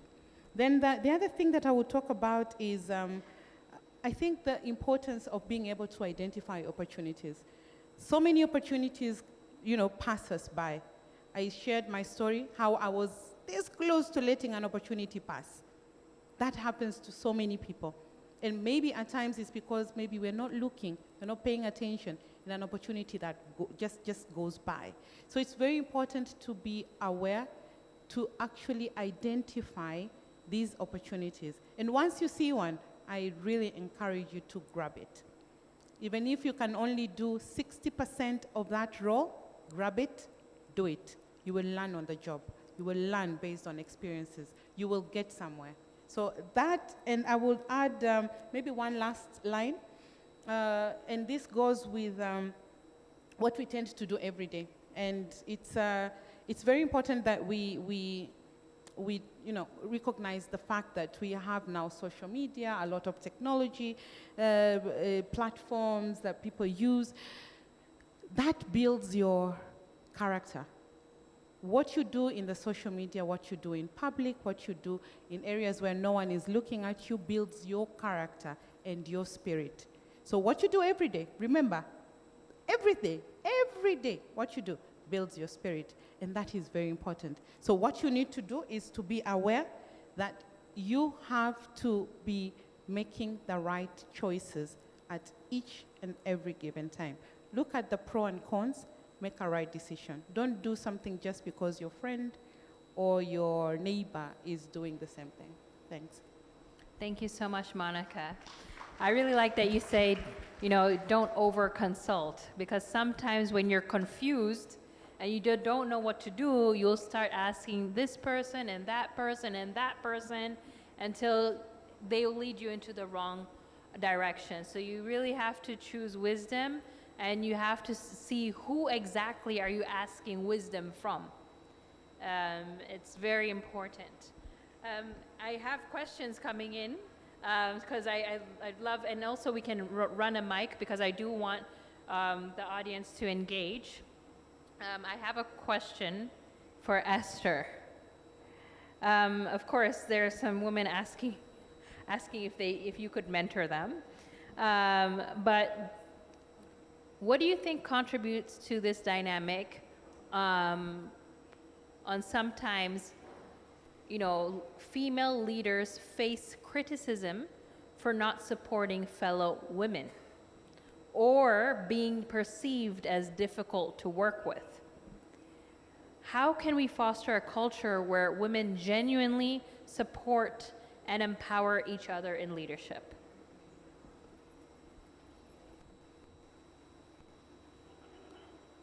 Then we can have a mic and take 2 questions. So I think that is a very important question, and I would like to respond to it in this way. The assumption that you will be acceptable in a role that generally was not, how do I say, positioned for you is a lie. You need to go into it understanding that who you need to be to drive that role, to do that job, might mean you don't act or are visible in the way that a woman should be. Now, Madame Auction Mat, Madame Scholastica was quite vivid in this example, right? A woman in the home would have a different temperament from a woman in the boardroom, from a woman in an event of the family. Now, when you're in the boardroom and a man is, should I say, forceful or loud or not happy with what you have delivered as an outcome for the business, they are allowed to have that temperament of strong disagreement with you. However, if a woman does the same, she's told she is too aggressive or you're not supposed to have that temperament. But no, that is not true. The role requires it. If you have not delivered, I will not be smiling at you. You have to recognize that in that role, I am just CEO, not a woman, not a man. And at home, where I am with my partner or my husband, I need to be a different person. There, I need to be nurturing, I need to be a listener, I need to be a partner. And there, I will change completely. Now that, plus the fact that a woman is a different person every week, adds on to that paramount. So I think I don't have a problem with getting feedback that I was tough on people. I don't even have a problem getting feedback that I was aggressive. I expect it, I almost understand it. Because I understand that it will not be normal until there is enough women doing it. And so I think for me, the important thing is to be able to reframe the narrative in my own mind first. And say, listen, even if I reflect, did I do something that was different from what I experienced when I underperformed, when I was led by a gentleman? And I would find that I didn't do anything different. I wasn't bullying you, but I was having a conversation about an unmet expectations, okay? So I think for women, we need to get out of our own way in that way. Feedback is important. Constructive feedback is better, but criticism should be expected. You are punching through ceilings, you are getting into spaces where it's not normal for you to be there. Nobody is supposed to like you. That is not your job. But you're supposed to deliver on what is expected of you on that role, and it's okay. And I don't think even our male counterparts don't feel the same way. I'm sure there's people pushing up against them when they get into top-level roles. I'm sure they get also criticism. Maybe we get it in a more petty way as opposed to a constructive way, but they face the same, and we should expect it as well. So as long as you, within yourself, are comfortable that you're doing the right thing, that you are actually pushing for the right outcome for the organization or for the business or for the role that you're taking, regardless of where it is, just take what is, or listen to what is being told to you and pick what is meant for you. There's always good constructive feedback that you need for you to change and be better. That is definite. But sieve off what is not for you. You don't have to take it. Smile and say, thank you, see you tomorrow. Thank you so much, Esther. I think what I pick from that is you really have to have emotional intelligence. You really have to know how to control your emotions and build your soft skills so you can know how to adapt to different situations so you're not reacting on the spot and not being an overly emotional leader, and so you can think critically and make constructive decisions. I'd like to open it up to the audience. If we have a runner for Mike, does anyone have a question? I have some questions still. Yes, we have a question over there and another question, 2 questions. I think, do we have an extra?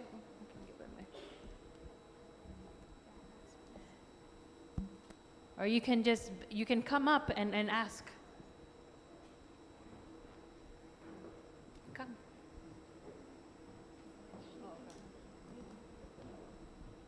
Can I ask from here? Or Yes, should I come? yes, Or- yes. Thank you very much. I'm so glad to be here, and thank you, panelists. My name is Belinda Leifard from Real Interactive Inc. We help businesses and organizations build impactful brands and amplify their visibility. So I've been following up. It's my first time attending this summit, and I'm so honored to be here. Marianne once said that our biggest fear is not that we're inadequate, but our biggest fear is that we're powerful beyond measure. So I've been wondering, because at times I face that situation, you get to self-sabotage your potential and all that. So I'm wondering, because I believe some other women in here can also relate, that you are good to do 1, 2, 3, 4, 5, 6, but then you just get to self-sabotage yourself, like you're scared to get outside your greatness, So how do you navigate that, and how can one get out of that self-sabotage situation? At the same time, do you get to a point where you are free out of all that self-sabotage, or is it a daily reminder, and how do you go about it? Thank you. Thank you. Who was that question to? Anybody. Anybody, okay. Yes. Yes, so if somebody wants to take that question on self-sabotage, because it's limiting beliefs that women face. So how do you overcome that? I could Yeah. start and then, okay. I believe that this is not even a gender question. It is a human question. And it is built out of a lot of our history, a lot of our nurturing, sometimes our own nature. But if you truly want to be able to do anything, first and foremost, you have to speak positive of yourself. And this I'm not talking about in public setting like this. This is in front of a mirror. You have to know and learn and be self-aware about what you're good at and what you're not good at, regardless of what everybody tells you. Because first and foremost, confidence comes from self. It is not projected on you. It will be the mistakes you made, how you learned, and how you fixed. It is the refusing to listen to negative comment about who you are, who you're supposed to be, and what you did and what it meant, especially if it wasn't what you intended. And it is about really getting to the space whereby you only listen to the people you know truly, truly love you. And when I say truly love you, and you'll find, and this is why I really love that Bernice is here with her mother and her father, okay? These are people you go to that you know, and this does not mean 100% for everyone, I understand that. But there are people who have no ulterior motive. They're not trying to project their intent on you in their advice. Their wish is for you to succeed from the bottom of their heart. So even if they're making a comment about a mistake you made, they do it from a place of love. And I think those are the people you need to keep around you, but also have a lot of positive affirmations about every little thing about yourself. because most of the time the world will nitpick at you. It will create doubt about yourself. But as you grow and as you continue to create value and make impact, you build confidence even in yourself a little more every day. And you realize it will get to a point what somebody says really doesn't matter. What then matters is how did you feel you did in that event or that job or that project. It falls off eventually. Thank you so much. I cannot add anything to that. That is perfect. But one thing that I just would also encourage, it's something that I also had to learn. When I was sharing my story, I talked about, doubting myself at times, not seeing that I can actually do something. So what I did specifically, I did a list. So with a list, you really need to be very true to yourself, proper self-reflection. Have a list. What are the things that you do so well with no stress, no push? You will just do it naturally. Have a list of those. And what are those things that you would really like to do, but you really need to be, pushed or supported? Then you get to that comfortable zone with yourself that I'm good at all these things. I need to learn on this. And then you just start a journey to learn. Until when you're comfortable. You need to be comfortable in your own skin for you to also be able to reflect that outside. Thanks. Thank you so much, Monica. So I think we had one more question in the crowd. If we could get a mic to her. Over there.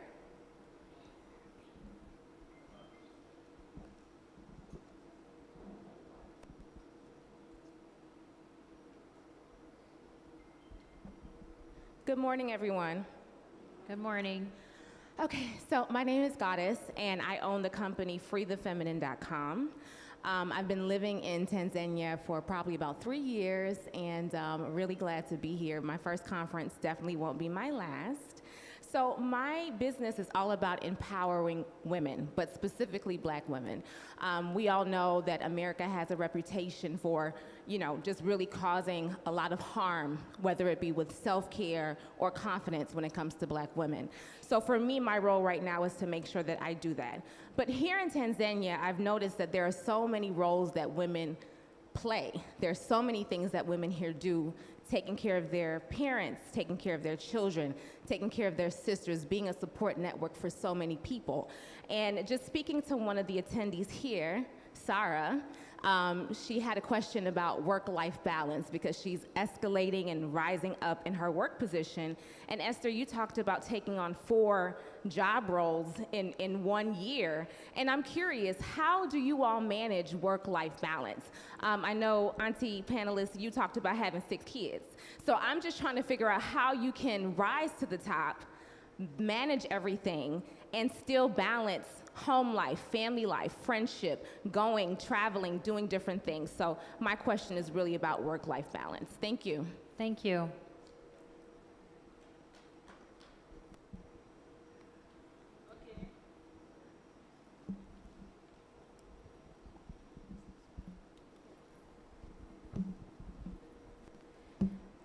Okay, if I get you well, how do I manage family issues? Is it business and so on? First of all, I think you should be determined as whom one you want to be. Challenges are there. We cannot shy away from challenges. Challenges are there to stay. But the issue is you should not confine into the challenges. If you face challenges, take it as an opportunity. You see? Take it as an opportunity. To me, I like outgoing to discuss with my fellows. I dislike to be confined in challenges once it happens. So outgoing is a major solution also to the challenges we are facing. As a woman, I said before that, how do I manage all of this is time management. Time is more valuable than money. You should set your goals. This time I'll do this one, this I'll do this. So time management is a good plan for you to be an unstoppable woman.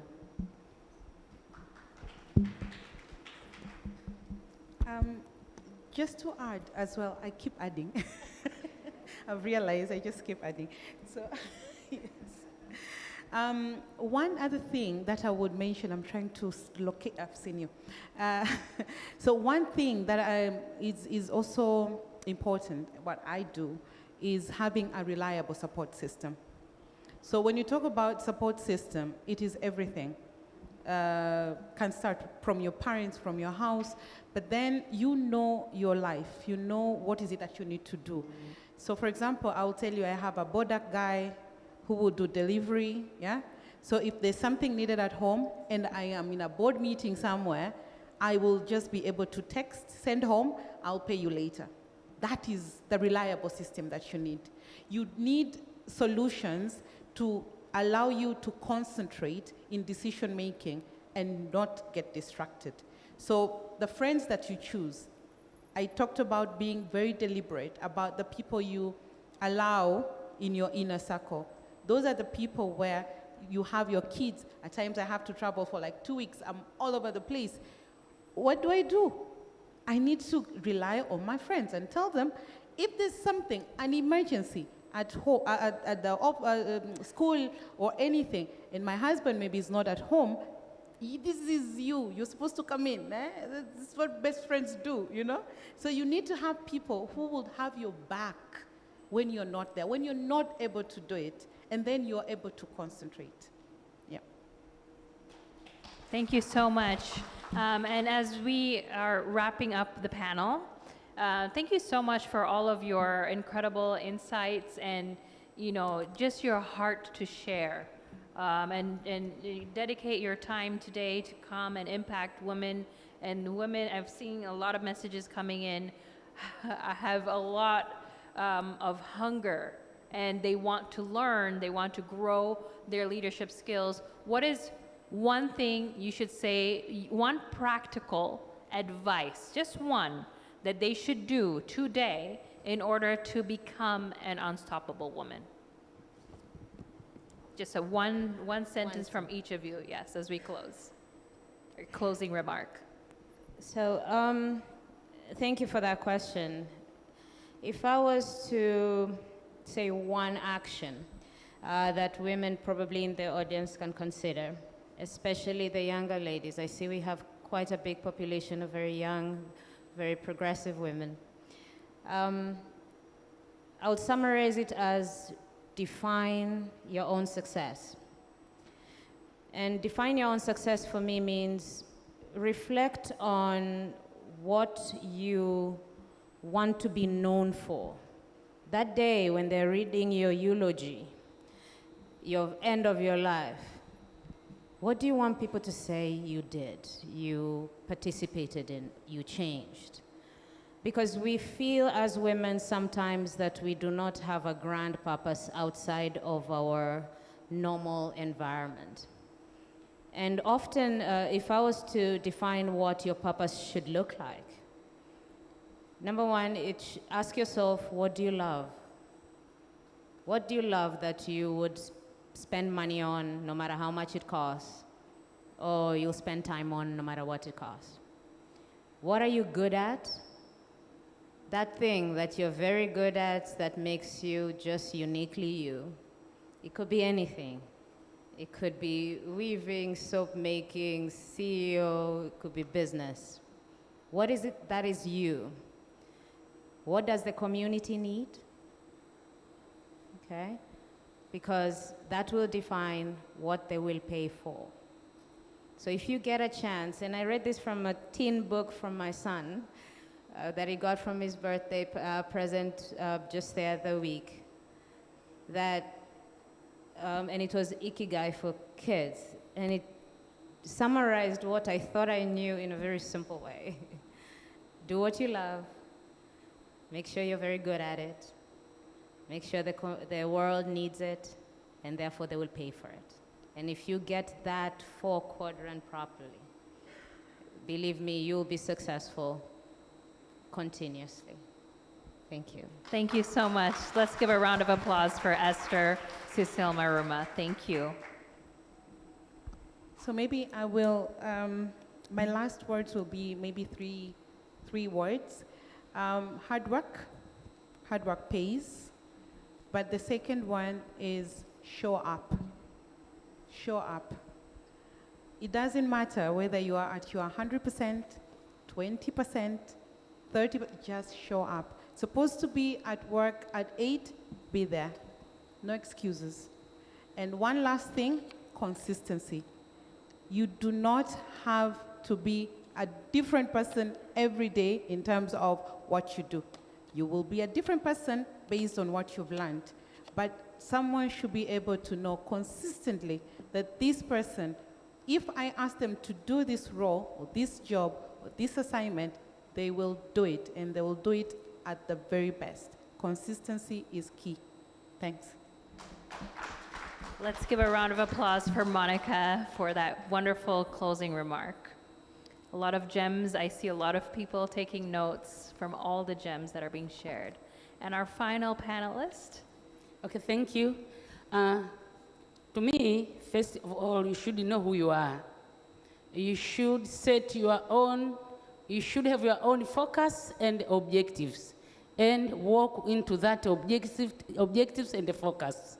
So, nobody will come and make you to be who. You should decide yourself to be whom.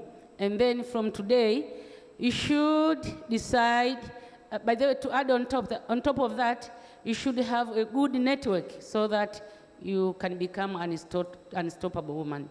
Without networking, you will never be an unstoppable woman.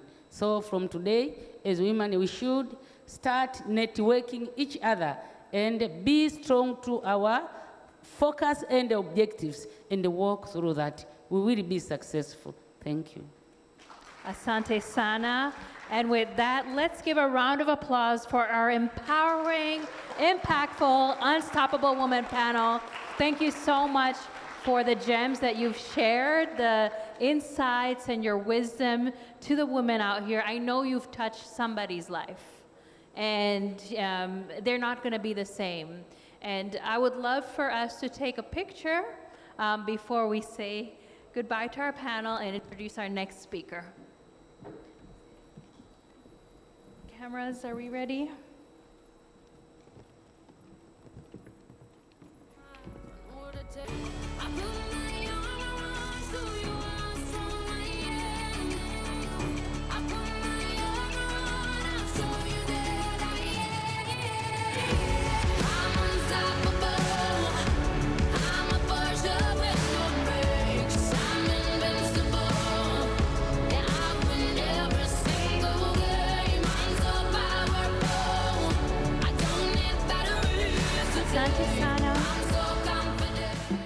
And now I would like to announce a very special guest speaker coming all the way from our neighboring country of Kenya, a young, powerful, unstoppable leader. She is extremely passionate about the young people. She has taken action from the bottom up, ensuring that the youth have a voice in leadership. She's positioned herself to ensure young people feel and are included by taking time to listen to their thoughts and ideas, help enact them, and walk with them into leading a wholesome life, career, emotionally, financially, mentally, and physically and socially.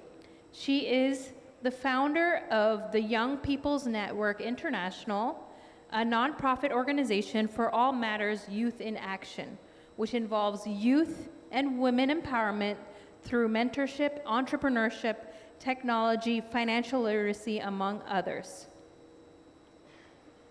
All matters in climate action and agriculture, such as food security, water management, climate change, and adaptation and nature-based solutions are covered through SMAC's foundation as well. She is also the president of Kenya's first daughter. So she has been born into authority. And you know, the Bible says you have to respect who's in authority because God has appointed them. And so when she's born into authority, she comes with authority. And she's used her position, and even before that, to drive change and to lead change. And it's also, you've had a role model who has worked hard to become vice president and then to become president of your country.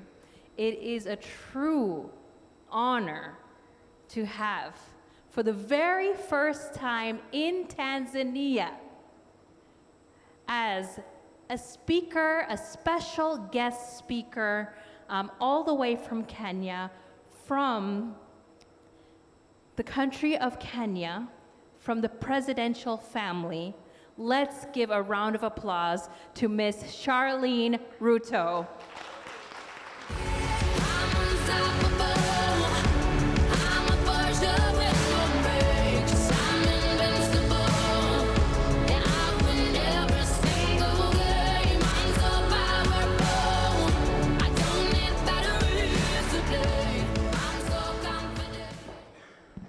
Good morning, unstoppable women. Good morning, unstoppable women. Habari ya leo. Mko salama? Thank you so much, Bernice, for the very kind words that you shared, for organizing this amazing summit, for leading such a panel. It's so hard to follow the panel that have spoken, but I'm so glad they have set the foundation and the tone for what we are going to share today. I'm so excited to be here. I have known Bernice for over 10 years. We studied together a while back. And yesterday I arrived at about 1:30 in the morning. And when I was at the lobby, she said she's going to come. So I thought she would come, you know, in her pajamas just to receive me, and then we go up to my room. But she came fully dressed. So I asked her, why are you fully dressed? You're in jeans and a hoodie. Why do you look like you've not slept? And she told me, I'm still working. And immediately my mind went back to 10 years ago when we were studying together. And every time you talk to Bernice at 1 a.m. early in the morning, her words were, I am still working. Isn't that an unstoppable woman? She's always working. And not just working hard, but I know she works smart.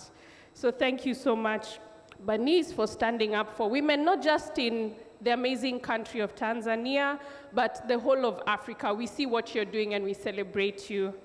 Before I go very far, allow me to bring the greetings of my family, our great president of the nation of Kenya, Dr. William Ruto. Patrick was asking, did I ask for permission to come here? And really, I want you to think if you asked for permission for every event you needed to go to, because I go to at least 2 to 3 events in a week. You can imagine the kind of conversations we'd be having. So we agreed a long time ago in principle. He told me, as long as you do what I would do and you don't do what I would not do, then you can do it. So I believe he would attend Accelerate Women. So that is why I also chose to attend Accelerate Women. So please receive his greetings. And I would also like to bring the greetings of my great mother. She's our first lady, Mama Rachel Ruto. She's an amazing woman, and she says hi to all the women of Accelerate Women Executive Summit and to the great women of Tanzania. And it is from that point that I would like to begin my remarks. My mother believes in a saying that I also believe in, that if you want to go fast, then you go alone. But if you want to go far, you must go with others. The reason I am standing before you today is heavily bent on my mother and the foundation that she created. Yes, my father has a role to play, but today we are not here to talk about the men, we are here to talk about the women. So allow me to share a bit of her story because it fits in to what I stand and what I do today. When my father started his political career, he started at the age of 30 years old. I'm 32, so I can just imagine how young he was to begin. and he contested, the parliamentary seat he contested for was for an incumbent politician who had been known, who had built a reputation, who had a good foundation, but somehow at the young age of 30 years old, he was able to make his way through and become the member of parliament of then Eldoret North constituency. So that time my parents had gotten married. I have an elder brother and an elder sister, I'm the third born, and so we were a pretty young family. And it is because, you know, you can imagine the life of a politician going for rallies, for campaigns, constantly meeting people. I can say my mother was truly the neck, the pillar that kept us close and kept us together. But as my mother watched what my father was doing, she noticed there was a gap. When she attended the meetings he was having, there were so many women in those meetings. And I don't know how it is in Tanzania, but in Kenya, mostly it is the women who vote. And when a woman tells you she'll vote for you, she means it and she will actually do it. It is not just a story. So we really depend on our women when it comes even to matters voting and to matters elections, because they hold about 70% of the vote. So my mother started attending these meetings and she noticed a particular woman in one meeting. This woman was happy, she was smiling, she was celebrating in the meeting, she was dancing, but she did not have any shoes. She was barefoot. And my mother could see that this is somebody who needed shoes. And she asked God and thought, what can I do to help this woman get a pair of shoes? At that time, my mother was running her own private practice. And while she was continuing with her business, somebody, and dare I say, an angel, came to her office one day and told her about the concept of table banking. This concept had been developed by the government at that time, and government does a lot of good work in terms of research and technical working groups and putting together concepts and proposals and strategies. But sometimes where the gap is in execution. So this person told my mother the story of table banking and shared with her the proposal because he had been part of that process. And my mother thought, isn't this the solution for the woman without shoes? Can I do something to empower women economically so that they have something in their hands? How table banking works is a bit similar to how chamas work. You know, the women come in a group, they bring together their finances and they distribute them. But in table banking, it's a bit different. They give one woman a lump sum amount to go and build her business or what she's doing. Then she returns it with interest, and next time it's another woman who is given. And as the table grows, it's actually done on a table. That's why it's called table banking. As the money grows, then every woman is able to borrow, and it's quite a big amount of money. I've had case studies and stories of women who have grown their tables to millions of Kenya shillings. And the reason my mother did this is because, yes, the banking sector, and I say this with all due respect because the CEO of the Bank of Africa is here, this caters to women from the rural areas and the villages who maybe don't have collateral and that kind of thing to be able to get financing for their businesses. So she realized this gap, she was given this solution, and she began implementing it. That is how she started the Joyful Women organization, which today has blown the minds of women in Kenya and continues even as we are here today. This also led her to grow Mama is Doing Good, which now encompasses that program and many other programs that she's been able to learn. She started all these things because of passion and because she saw there's something that a woman needed. She wanted to elevate another woman to another level. The reason I shared this story is because in around July of 2020, we're in 2025 now, so in 2022, we are going to have our presidential elections and our general elections in August of that month. But around July, I started having a desire to work with young people. This is not something that had ever happened to me before. I had never been interested. I was in the private sector. My background is in communication and hospitality. I was working in that industry, and I thought that would be my life forever. I would grow old in that industry, retire there, and I was content. But around July, I just started having this desire for young people. It was just deep within me, and I started becoming concerned about the issues young people face and young women face. And so I started researching and doing some work and discovering what is it that young people need, what is it that they need to do. Coincidentally, this fell now, as I'm developing my passion and my purpose, this fell in line also with the time that my father became president. We're talking about being an unstoppable woman, right? So around that time, my father became president. I was very happy for him. Everybody always asks me, how does it feel to be the president's daughter? And I always tell them, I've seen my father grow his political career from the time he was 30 years old. It's been 20 plus years. It's like seeing one of your best friends grow in their career. Imagine your best friend and seeing them grow their career and in the thing that they love to do. Because I've seen it in growth stages. It's not something that just happened in one day. So that is how I always answer that question, because it has been a growth and a steady process. So now he had become president. We celebrated. We had the inauguration. It was beautiful. And who is Charlene? I went back to my usual life, doing what I do. And it reached around the time of the year that I normally go to counties to visit some of my clients. I told you I worked in the private sector. So as usual, I was going to visit my private clients to see how they're doing, but I had forgotten that I'm the president's daughter. So even the clients whom I'd known for many years, when I told them I was coming, they're like, oh, do we need to send a police van? I'm like, no, there's no need. I'm just coming as the Charlene that you've always known.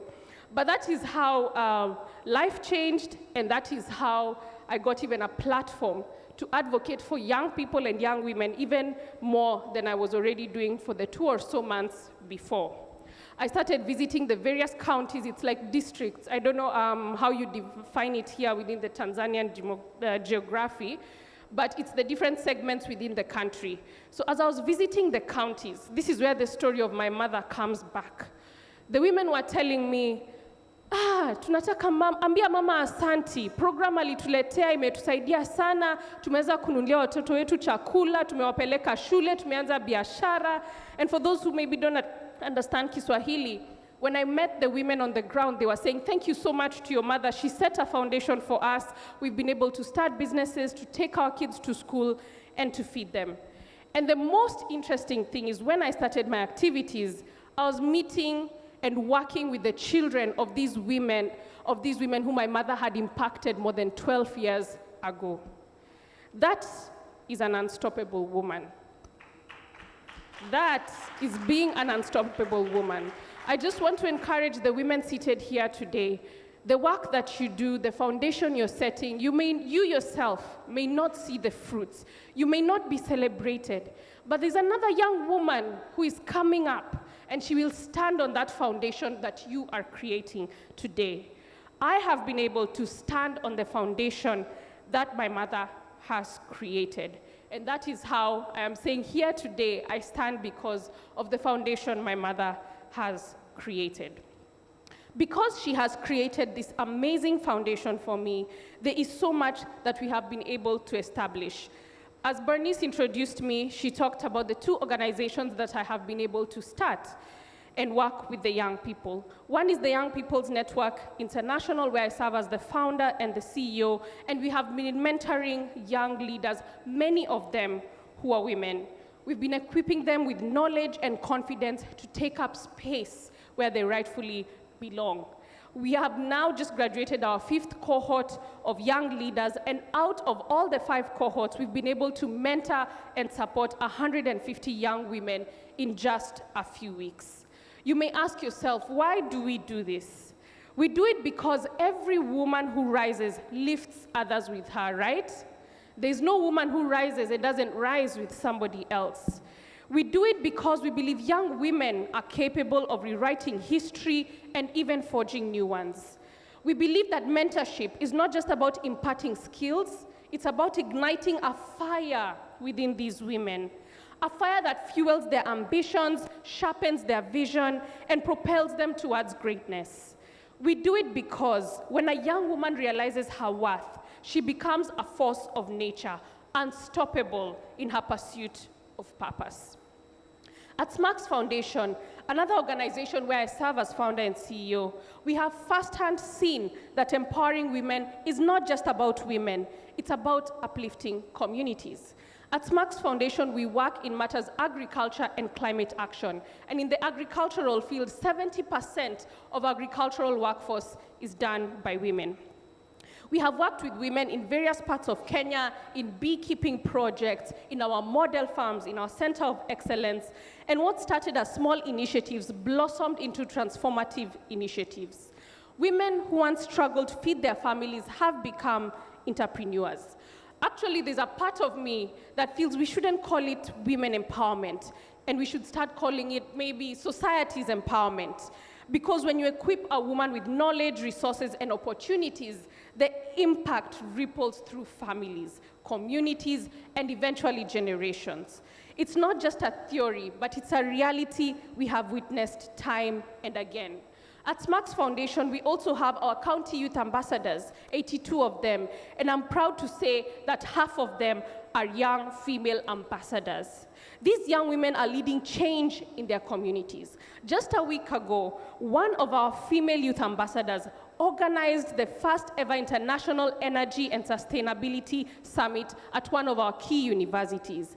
At only 25 years old, she brought together experts, policymakers, and youth from all across the region to discuss renewable energy solutions for Africa's future. Her leadership itself has really inspired me. And it's been amazing to see what's possible when women are given the tools and are trusted to lead. They're not just isolated success stories, but they're proof that when women are empowered, they don't just participate, they pioneer. Even with all these strides we have made, I still feel we have not done enough. This is why, when I asked the people of Africa what they believed I should prioritize, women empowerment was one of the top 30 action points they gave me. Today, I am so committed to ensuring that women's leadership, mentorship, and career growth remains at the core of my agenda. This commitment isn't just a promise, but it's a pledge. I desire that we can build systems that don't just open doors for women, but ensure that those doors stay open. We need to create spaces where young women can fail safely, rise boldly, and lead unapologetically. We need to amplify the voices of the women who are not in this room so that their voices can reach every boardroom, every classroom, and every community. We need to feel the weight of the brilliance of women. We don't just owe it to ourselves, but to those who are even coming after us in the future. There are many African women who have shaped us and who have made us where we are today.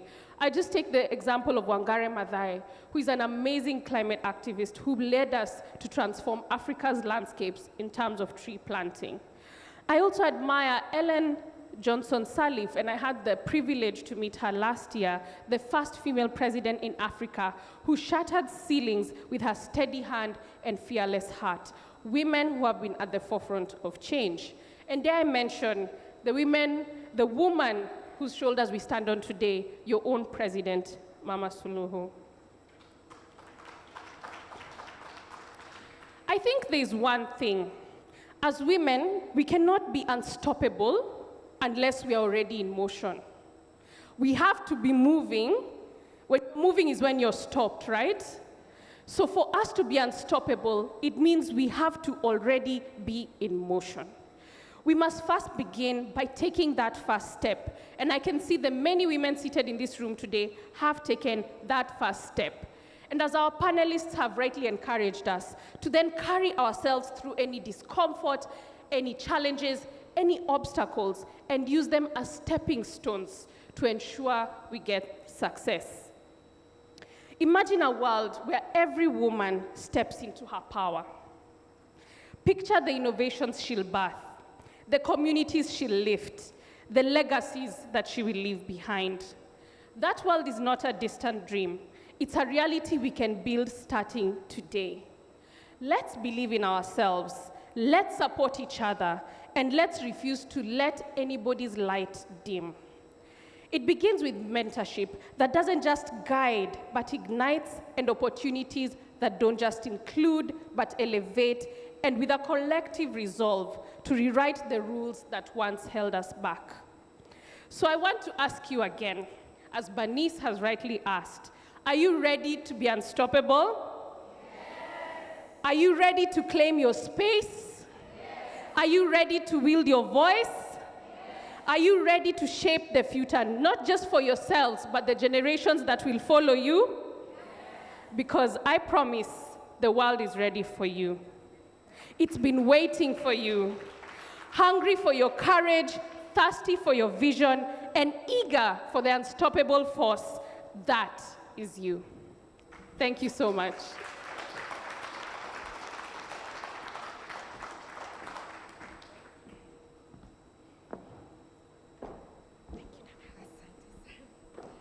Thank you very much, Charlene Ruto. Thank you for making the time and for honoring us. And for everyone who sent greetings, please take our greetings back to your dad, to your grandma, to your mom. And thanks to all the women who were in the panel discussion and to Charlene for being vulnerable with their stories. I'm sure you'll agree with me, it's all very inspiring and we are truly unstoppable. So they say that behind every successful woman is a group of other successful women checking her outfit and saying, yes, sis, you nailed it.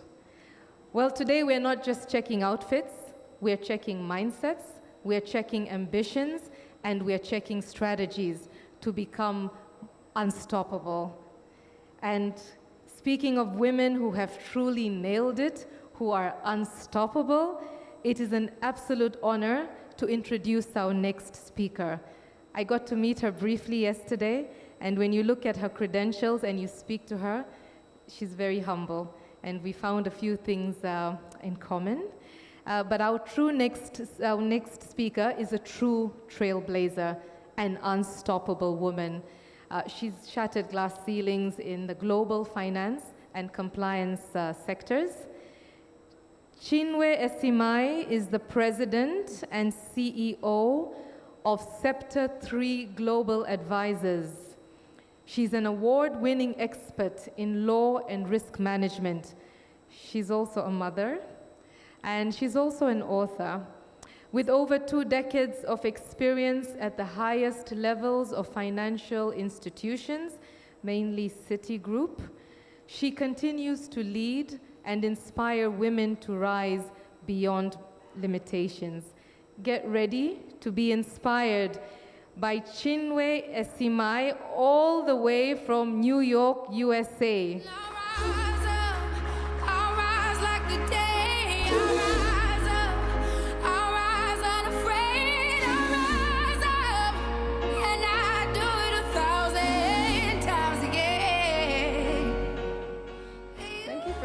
Amazing introduction. Habari. Well, it's my first time in Tanzania. It's truly phenomenal to be here. It's amazing to see this wonderful group of people. And I have been so fueled and inspired by the incredible panel we just had here, the questions, the audience. It's truly an amazing group, and I'm very grateful to be here. And as you all may know, and I'll probably say a little bit about this toward the end, we're also going to have a workshop today. So I'll just start out with the fact that brilliance has no borders.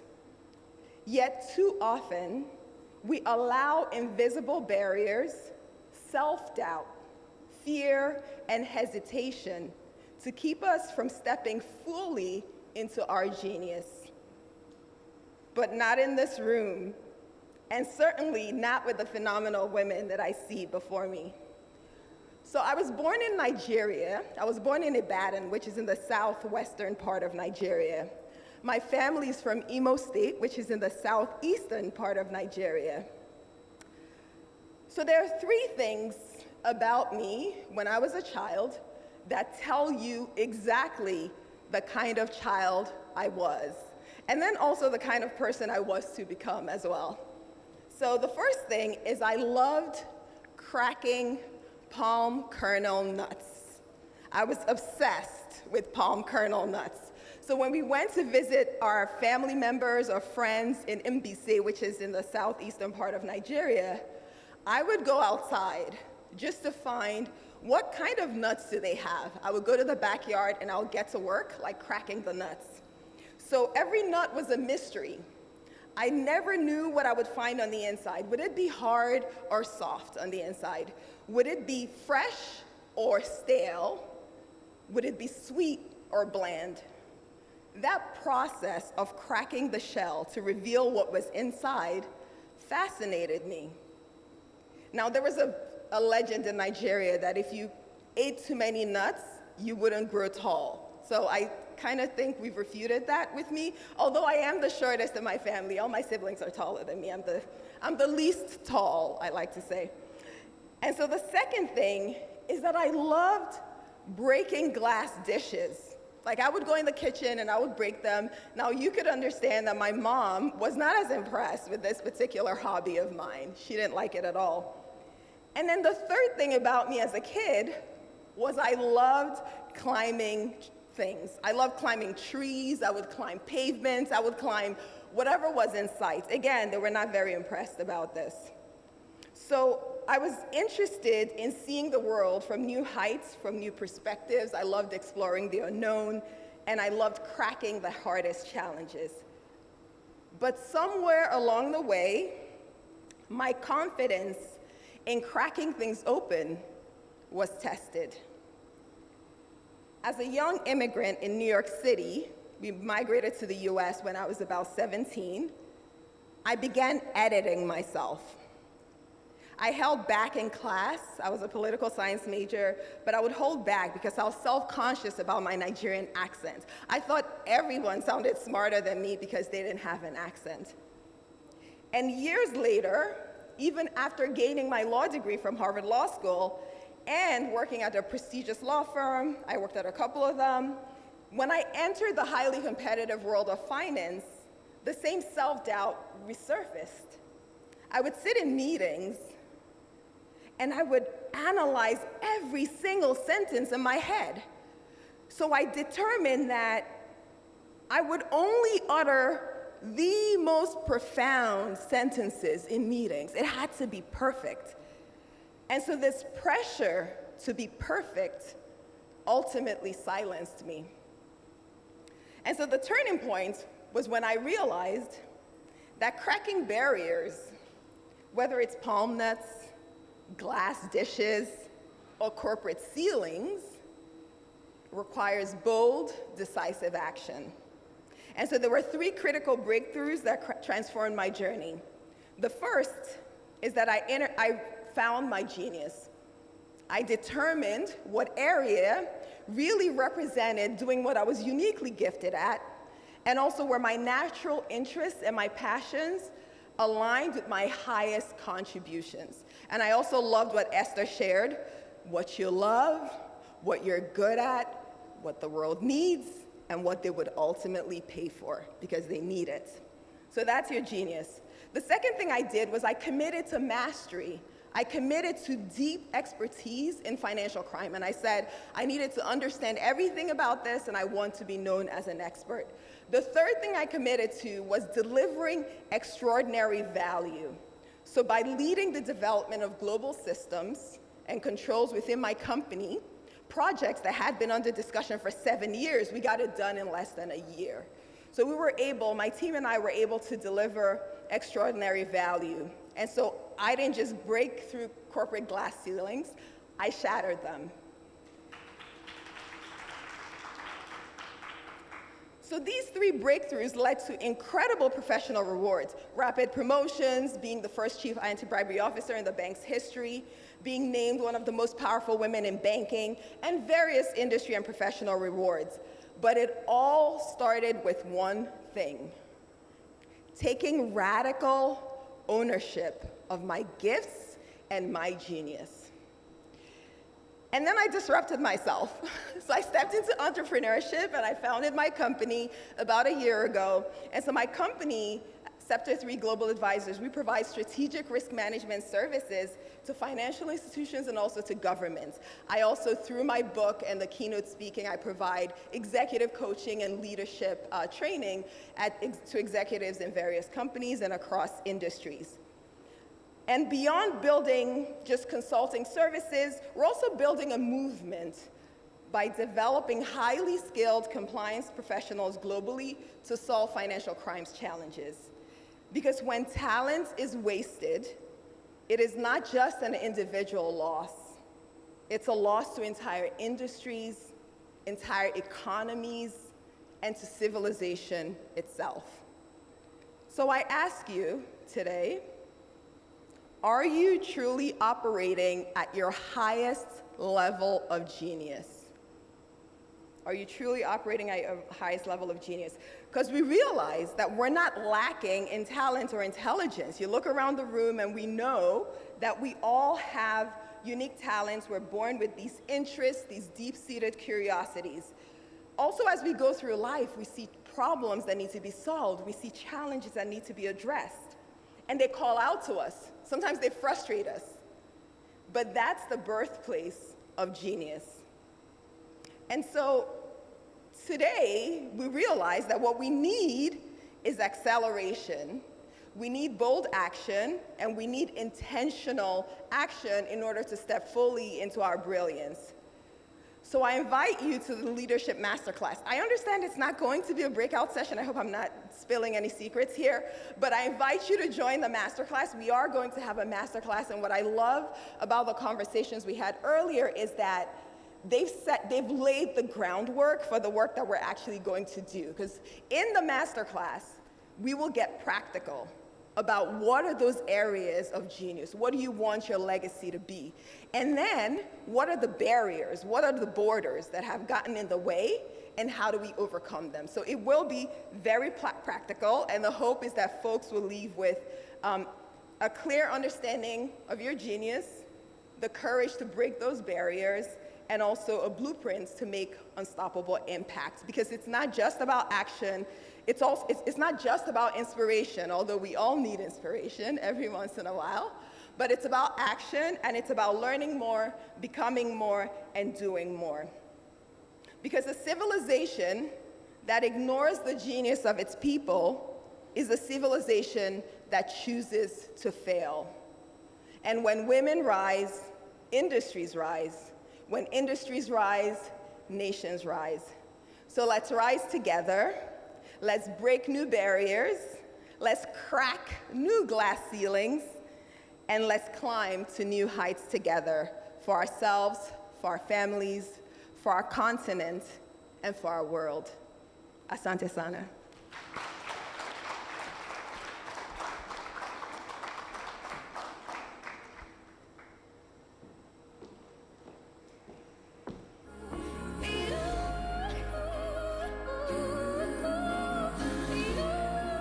Thank you again, Chinwe.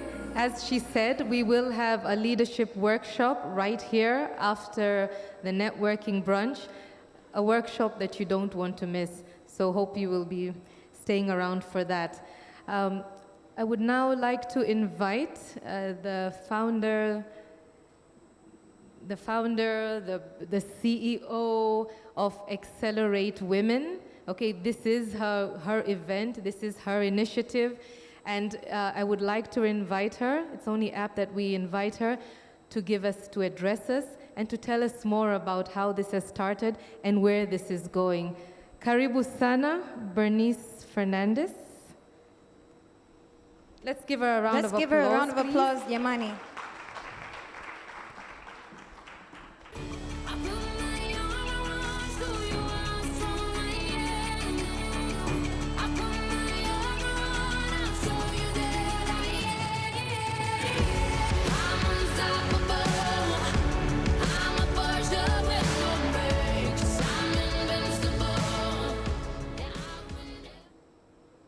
Asante sana. Good afternoon, ladies and gentlemen. It is a pleasure and an honor to be here with you today at a very impactful and transformative summit to impact women, to see change, to make sure that you leave this room unstoppable and you take practical insights and apply it to your life that you can unleash your potential. I'd like to share a few words with you on Accelerate Women and my purpose and my vision, and also what it is to be an unstoppable woman. Accelerate Women was born 2 years ago, 2023, on the same stage where I had a heart to really touch the lives of women. I personally had faced challenges being a woman, obstacles being a woman, being undermined, being said, you can't do it because you're a woman, being in roles where I was the only female employee and being told that you can't do it, it's a man's world. And also faced different adversities. But one thing that really impacted my life was when I had women mentors. I was in a mentorship program and they poured into my life. And they taught me skills on how to navigate and how to become unstoppable and how to really grow in my career and in my purpose. And I had a heart for women because when I see women with so much potential, so much gifts and talent inside of them, and they're not fulfilling their purpose, it breaks me because I know that women, you are capable. You are so capable. And if somebody tries to block you, you should stand and say no. You should stand and say, I can do it, and you can't stop me. I'm unstoppable. Accelerate Women, we are focusing on women in leadership. We're focusing on women specifically in business, whether you're growing within your organization and climbing up the corporate ladder, or you're driving change as a business leader. How can you accelerate yourselves as a leader, accelerate your business? How can you get skills and navigate to make more money, to have access to financial inclusion, and also to be bold and aggressive and go out for opportunities? When we're looking at opportunities, across Africa and opportunities that people apply for, it's so sad to see that Tanzania, we don't really go for it. We always see the top 3 countries, Nigeria, Kenya, and South Africa. But where are the women from Tanzania? Why aren't we stepping up? Why aren't we bold? Why aren't we aggressive? Why aren't we going forth? Why aren't we branding and positioning ourselves for success? It's time for us to make change. It's time for us to stop being content and stop being complacent.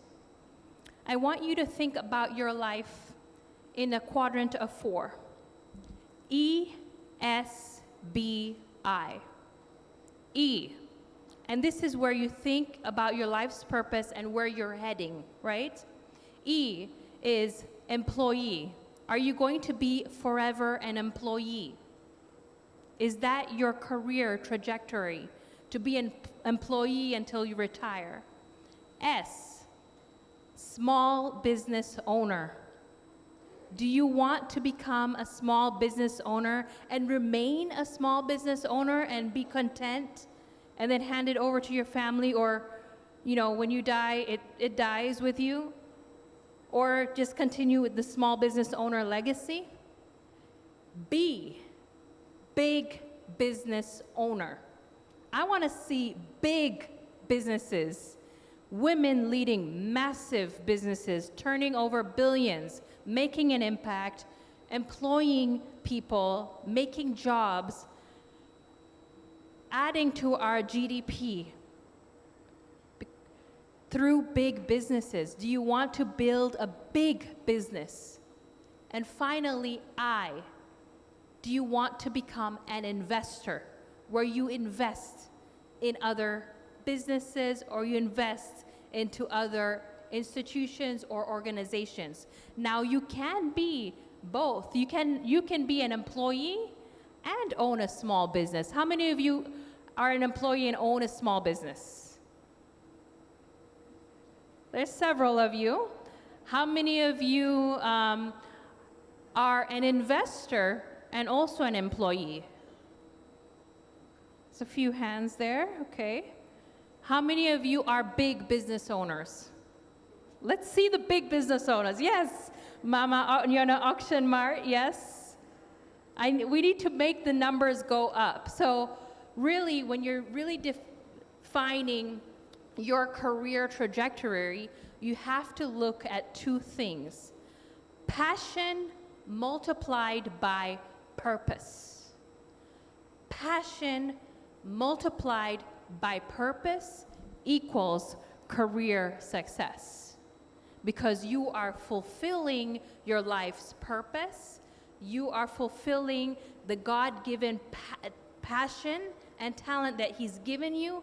You got that passion for a reason. It didn't just come. And sometimes the things that you want in life it's because your future self already has it. Your future self is the CEO of Bank of Africa. Your future self is the ambassador. Your future self is a billionaire business owner. And that's why you go after it, because there's that hunger that says, no, I'm not doing enough. I'm not doing enough. I must fight. I must fight. I must become unstoppable so that I can really step into my purpose and fulfill my passion. So when you really evaluate your career, really think about your career roadmap. Unataka kuwa nani in 5 years? In 10 years, in 15 years, in 20 years, when you retire, as Esther said, what is the legacy? What do you want to be? Because when you have clarity, you can achieve the impossible, the unthinkable, and nobody can stop you. Because if you have a laser-focused vision, I'm going after this, God told me to do this, and I'm gonna work really hard, and it's my passion, and it's my desire. I'm gonna get the mentors, I'm gonna get the learning, I'm going to get the knowledge in order to make me achieve my goals, you'll see that you'll become unstoppable. But if you think, oh, I don't think I can, it's only for those people, it's only for those who studied, or those people that came from different families, or, I just don't have good luck, I don't have a supportive environment. If you're going to self-sabotage yourself, you will never reach your purpose. And so you need to really think about your career. A lot of times women come to me, and I have a lot of conversations with women. I'll ask them, so you've been in this position for 6 years. Are you happy? No. So what are you doing about it? Why aren't you moving forward? Oh, because, there are other women, there are other people getting those opportunities. I'm like, why not you? Why not you? Why are you so comfortable? Umeridhika na nafasi. You shouldn't be comfortable. You should think about, how can I become unstoppable? How can I multiply my gift and my talent? Because what is your gift and what is your talent? It's something that comes naturally to you. Something that, figure out what comes naturally to you, that you don't have to, it's just easy for you to do. And see that gift, and how can you multiply that gift, and how can you make money from that gift? Because it's a gift. And I also want to encourage you, don't look at your neighbor, because a lot of times we look at, she's doing this, he's doing that, oh, that person's doing this, and then you completely defocus on what is your vision, and instead of pushing forward and driving, as Charlene said, moving, because when you're moving, you're not stopped. When you keep moving and you keep driving the car, make sure that you're the driver in your car. Not somebody else driving you. Not somebody else telling you, what you should be. You should be driving. You should be the driver of your own car and going into that direction that you want to go. But the moment you start looking at this car and that car, you'll bang, right? You'll get into an accident because you've turned and looked somewhere else and you're distracted. But focus on and get clarity on what you want to be, and you can really become unstoppable. So ask your neighbor from the ESBI, what are you? And what do you want to be? Ask your neighbor.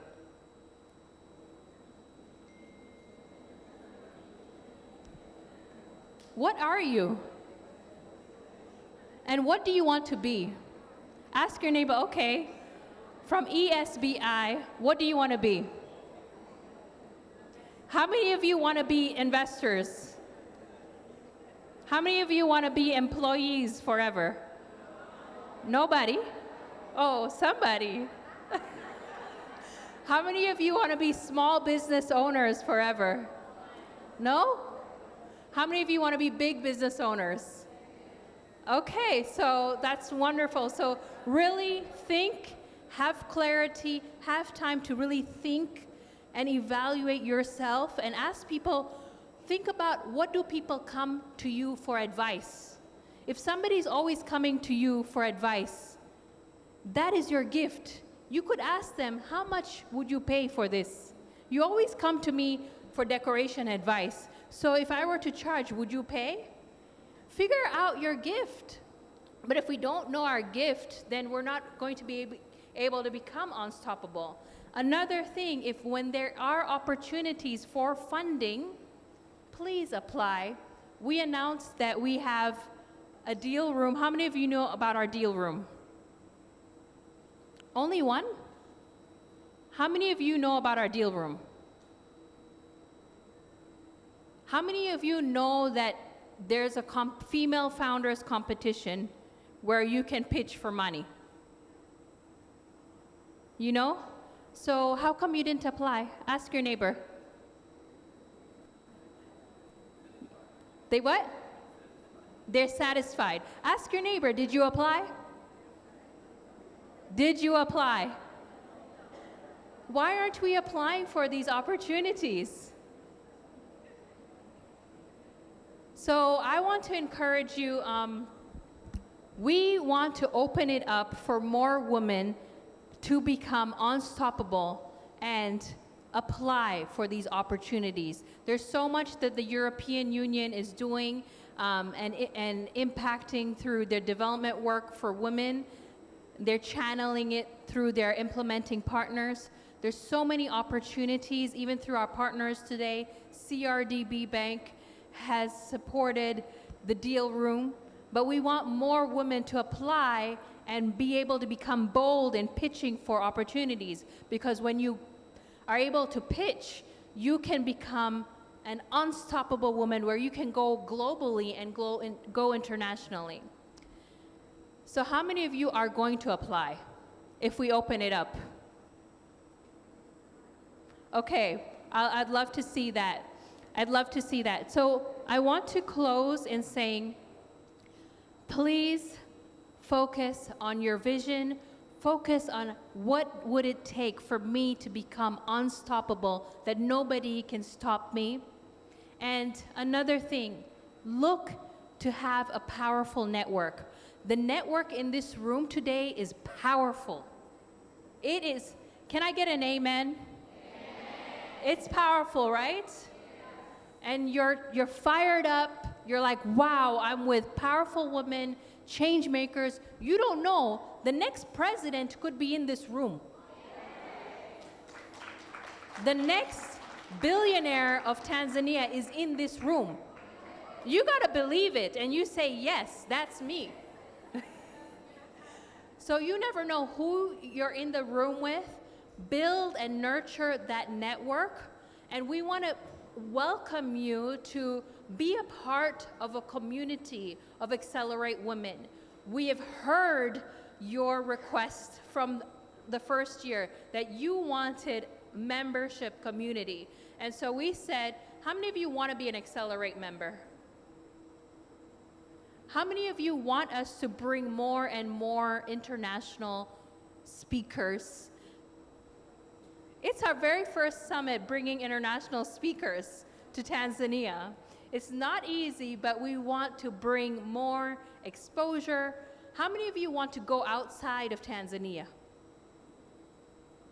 Last year, Accelerate Women was recognized at the Global Entrepreneurship Festival, where I was nominated as a board member in Nigeria. Our work for women economic development was recognized, and we received an award. And when I went to Nigeria, I addressed an international women's congress of 5,000 women. As a Tanzanian young woman, I went to Nigeria, and I had the opportunity to moderate a powerful changemaker panel and meet Africa's richest woman, Alakija Foloronso, who became rich and amassed in her wealth through oil and gas. And when I met her, the first thing I told her, I want you to come to Tanzania one day. How many of you would love to have her come? You know, we gotta learn from women who are really serious in business and serious about making change through entrepreneurship. And so with that, I do welcome you to come with me to the Global Entrepreneurship Festival this November. I'd love to put you on the map. I want to put Tanzanian speakers on the map. How many of you want to go global? Okay, so I welcome you to become a member. We have our Accelerate membership cards that will be passed around, and you can submit it when you go get your gifts. If you'd like to become a member, please do. We want to build a strong community of women, and we also want to go into the regions together. If you've been impacted, we need to go out and impact other women and be a multiplier effect. We went to Arusha last year, it was powerful. We went to Tanga last year, it was powerful. We want more and more women to come with us and more resources. So I'd like to close with my address, and I believe in the next session, we will have the award or the sponsors. Okay, and we'll have the sponsors come up, so I guess I'll stay up here. I'd like to have my closing today, and to thank all of you for coming. We're closing the morning session. We still have a networking brunch that is gonna happen right after, and there's gonna be an exhibition. There's going to be women's health screening by London Health Clinic and Premier Care. How many of you are gonna check your health? Health is wealth. And then we also have gifts from Accelerate, but also our sponsors, African Star with hair and Nia. So please make sure you go get your gifts. They also have foundations that you can get. So I would like to close in bringing up our sponsors and thanking our sponsors. So I'd like to bring up... Bernice, before you do that, who wants to be a member of Accelerate Women? Thank you. So everyone who has a hand, there is a form that you can fill and you can become a member right away. Yeah? All right. Naomba msaidiani kusambaza zile form. Please just raise your hand and a form will be brought to you. Without further ado, let's move on to the next section. Okay. So we'd like to bring up our main sponsor for today, our premium sponsor, and I'd like the certificates team and the gifts. But before I hand that out, I'd like to hear from Trademark Africa. Let's give a round of applause for Trademark Africa. They've really come and joined us in this collective effort to drive change and impact for women in trade and women in business. We thank you so much for supporting the vision and the cause. Thank you so much, and you can have a short word.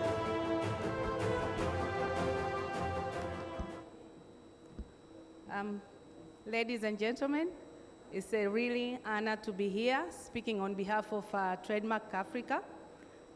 Trademark Africa is an aid to trade organization. We have a number of donors, about 14 donors who are supporting us.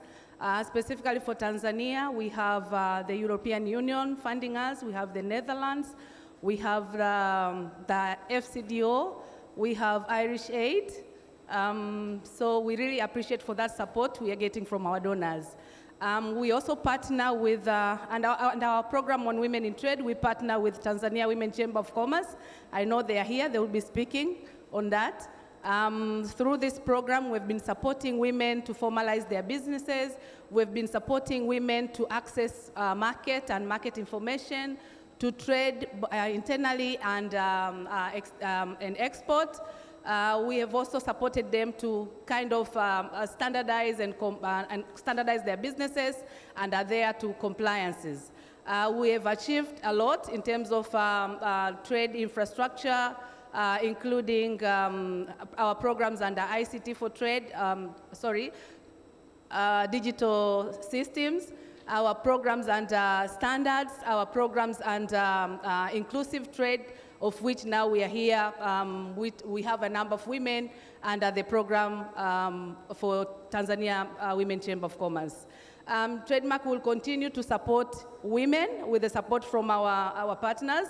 We will continue to see them graduate and grow their businesses and become and have big businesses, as our president had said. Thank you so much. Let me end here. Thank you so much for your support and your hard work in making an impact in Tanzania, and also to your regional director. I'd like to bring the regional director up as well for her gems. Let's give a round of applause for her. Did you love what she had to share? You want to hear more from her? Thank you so much, Trademark. Truly, truly, truly, truly appreciate your support.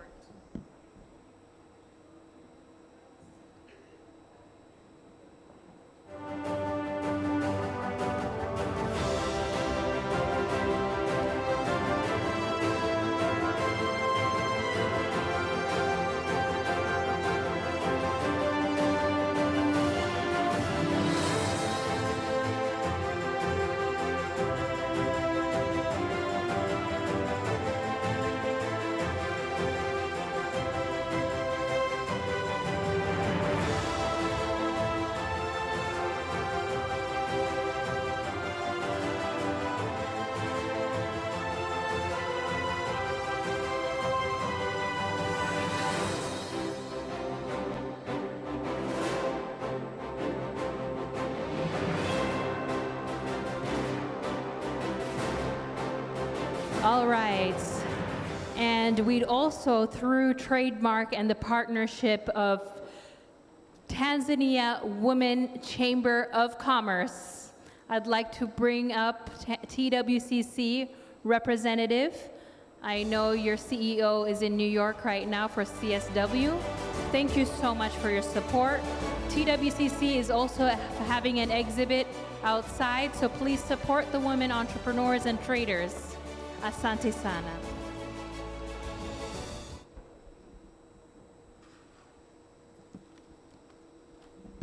Habari ya mchana. Jamhuri ya Muungano wa Tanzania. I am Mwilongo Kambewe, a Vice President of TWCC. I thank God for this opportunity of being with you today. In a special way, I would like to thank our President, Mama Samia Suluhu Hassan, who is our champion in providing space for women to accelerate themselves. On behalf of TWCC Board of Directors, my sincere gratitude to the people responsible to prepare this event. As TWCC supports women to enhance their economic empowerment by providing training, mentorship, marketing access, and financial inclusion.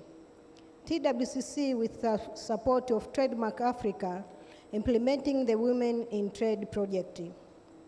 The project empowers women entrepreneurs in cross-border trade by enhancing capacity building, market access, police and advocacy, and financial inclusion. Through this effort, which strengthens women competitiveness, reduce trade barriers, and foster inclusive economic growth. That's why we support Accelerate Women Exclusive Summit, because it's in line with TWCC work in supporting women. Thanks very much, and God bless you.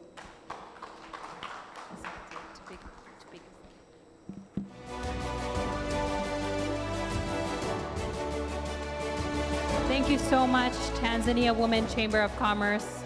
It is truly a pleasure to collaborate with other women-led organizations.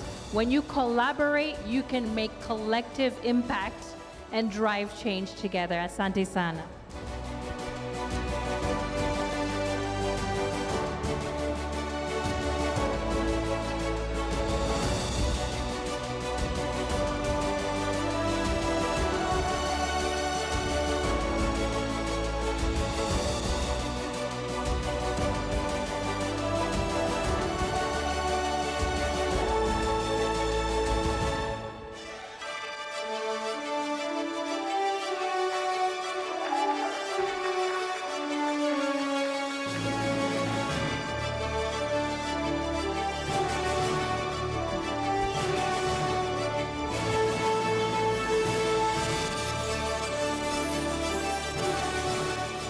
Thank you so much, TWCC.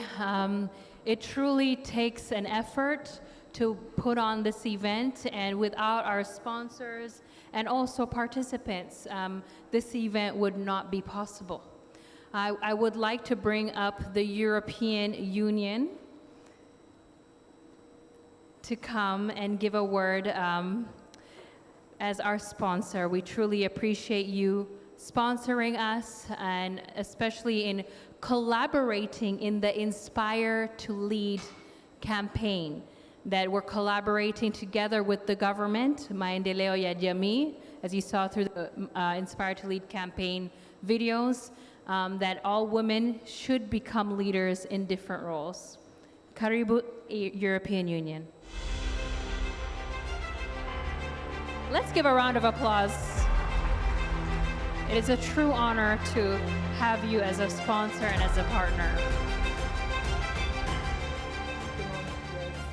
Well, I'm Chiara Guidetti. I'm a program manager of the Gender Transformative Action, Breaking the Glass Ceiling, that is partnering with this event, and that is also promoting this Inspire to Lead campaign. So this was really a very, very good match with Accelerate, with Unstoppable, and with Inspiring to Lead. So it was really easy to match with this event and with all the initiatives that Berenice and Accelerate are doing. So thank you very much. Thank you so much once again, the EU. Let's have a picture, and then.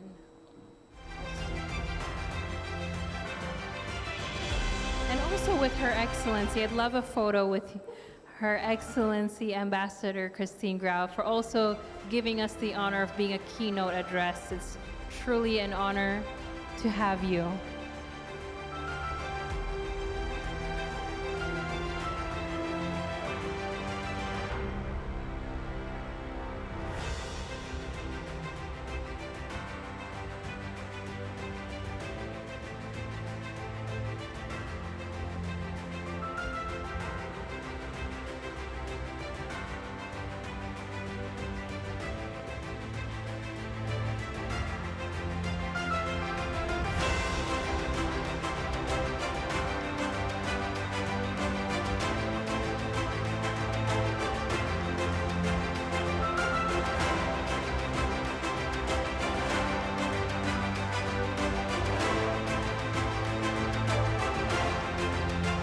Thank you so much, the European Union, and we look forward to working together long-term to bring collective change and impact in Tanzania and beyond. I would like to welcome CRDB Bank, the bank that listens. Thank you so much for being our sponsor. Let's give them a round of applause. They have funded the deal room, which the winner will go home with 5 million shillings. This deal room, we will extend it to host it at CRDB Bank, but thank you so much, CRDB. Good afternoon, everyone.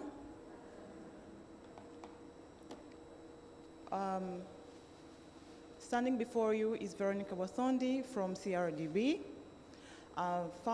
First of all, I would like to send the regards from our group MD, Abdul Majid Nsekela, and our group and our MD, CRDB Foundation, to Lester Mombapa. They couldn't be here today, but they send their regards.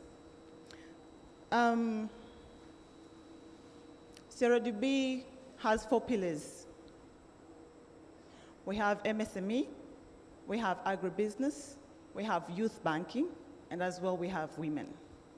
You can see in all these 4 pillars, women can be a youth, women can be an agribusiness person, and a woman can also be a business person. But yet, CRDB made women stand out by itself. For that reason, I would say CRDB empowers, cares, and as well partners with most organizations that deal with women empowering.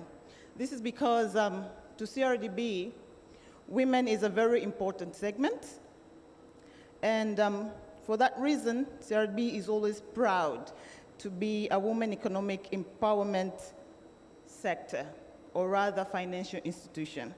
You can agree with me that CRDB is leading financial institution in the region.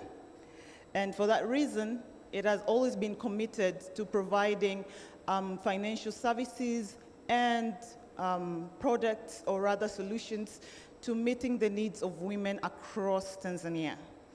We are all aware that CRDB is not just in Tanzania, it's broad. We are actually in DRC Congo, we are in Burundi, and in the future we're going to be in United Arabs. So for that reason, everywhere that CRDB is, you can see that it puts women first. You can also see that CRDB believes in empowering women because it transforms society. We all know that women plays a big role in our societies. We have heard from the panel speakers that a woman has a role to play at home and has a role to play at work. And yet, we have to balance the two. So for that reason, CRDB has always been inclusive when it comes to women, providing more knowledge for women to understand how they're going to use their money, how should they save, how should they invest, whether you're employed or you are a business person or an investor, yet CRDB is always together with the women in our societies. But to sum up all that, CRDB has always been together with a woman from the start, meaning from a child woman to an old woman, a retiree woman, or rather a very big business woman. So we have been having services, products. Watanzania tunasemaga mteja ni mfalme, si ndio? CRDB, mwanamke ni malkia. So you can be a mwanamke mfalme kama mteja, but as well, ukawa malkia. You can be a queen. So with that regard, we can see that CRDB always makes it favorable for a woman to meeting all the services that are available in our bank. Why am I saying this? We're not saying that women cannot be capable to doing the things that we men do, but we have neutralized some of the aspects that men should bring, but a woman might not bring, and yet can get the same service. So that is a part of our services to make sure that women get to where they were. I said, CRDB looks at a woman from a child, a baby girl, to make it more easy. From a child, we include that child. We train a parent to make sure that the baby that he or she brings in the world. Sorry for women today. We're only talking about women. We train mothers on how to include their children into financial sector, but as well as the kids grow to teenage life, we yet provide programs to those particular students through our youth banking segment in CRDB to make sure that all youth right now are included in the financial sector. But as well, I said it goes more beyond to salaried and to business owners. So being here today, or rather partnering with Accelerate Women, we believe that CRDB plays yet a role to make sure that every woman right here is going to be very unstoppable, because you can access everything just on your palm, just on your doorstep. You can come to CRDB and we can break the ceiling together, you know?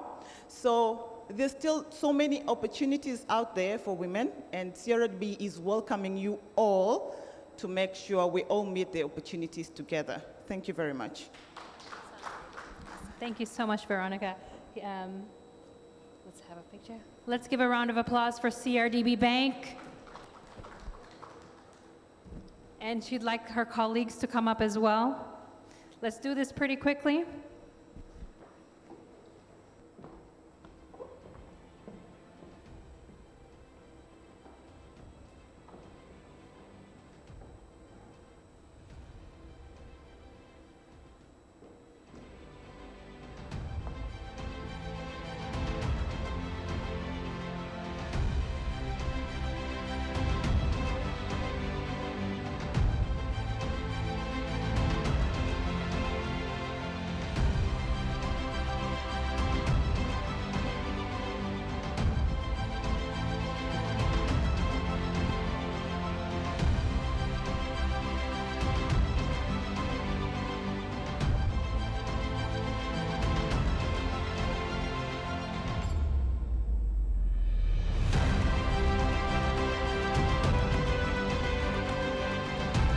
Thank you so much, CRDB. I would like to welcome Automark Toyota Tanzania Limited for being one of our main sponsors. Let's give them a round of applause. They have a lot of great things for women, a lot of nice cars, a lot of nice mobility, and it is an honor for the first time that we're partnering with Automark. Thank you so much. Good afternoon, everyone. Good afternoon, women. I stand here representing Automark, the certified pre-owned division of Toyota Tanzania, as a woman who believes in the power of knowledge, equality, and empowerment. This year, International Women's Month reminds us of our collective responsibilities to push the rights, equality, and empowerment for all the women. It calls us to accelerate action, step forward with confidence, claims our space, and ensure that no woman is left behind. At Automark, we believe that mobility is empowerment. A vehicle is not just about getting from point A to point B. It's freedom, it's security, and having control over your journey. It's about making the right decision for your lifestyle, business, and future. That's why we are not just here to sell cars, we are here to guide you. We provide free, honest consultation to help you make informed decisions about your next vehicle. And whether you buy from us or not, We're here to support you because we deserve access to the right information to move forward with confidence. And because empowerment should also be celebrated, we are offering a 2-night complimentary stay at the Overhang Beach Tent in Dar es Salaam to accelerate women members who purchase a vehicle from us.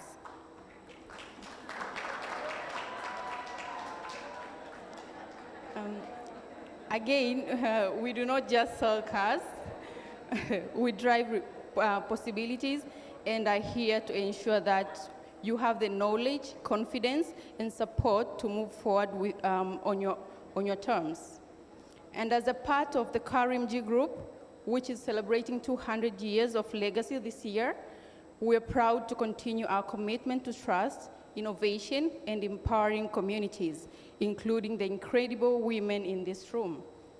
So let us keep accelerating action. Let us break barriers to our own journey. Thank you very much. Asante sana, Automark. Thank you so much for supporting us.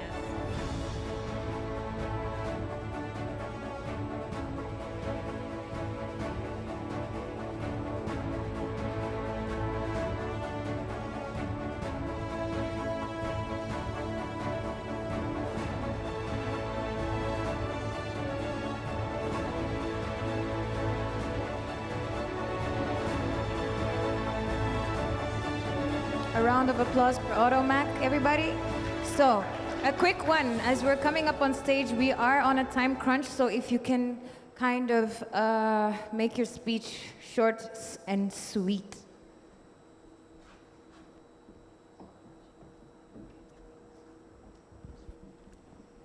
And I would like to invite Bank of Africa for being our sponsor and also our executive panel speaker and for sharing your gems.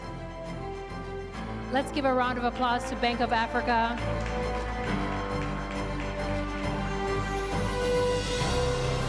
Bank of Africa has access across Africa for women in trade, so thank you so much.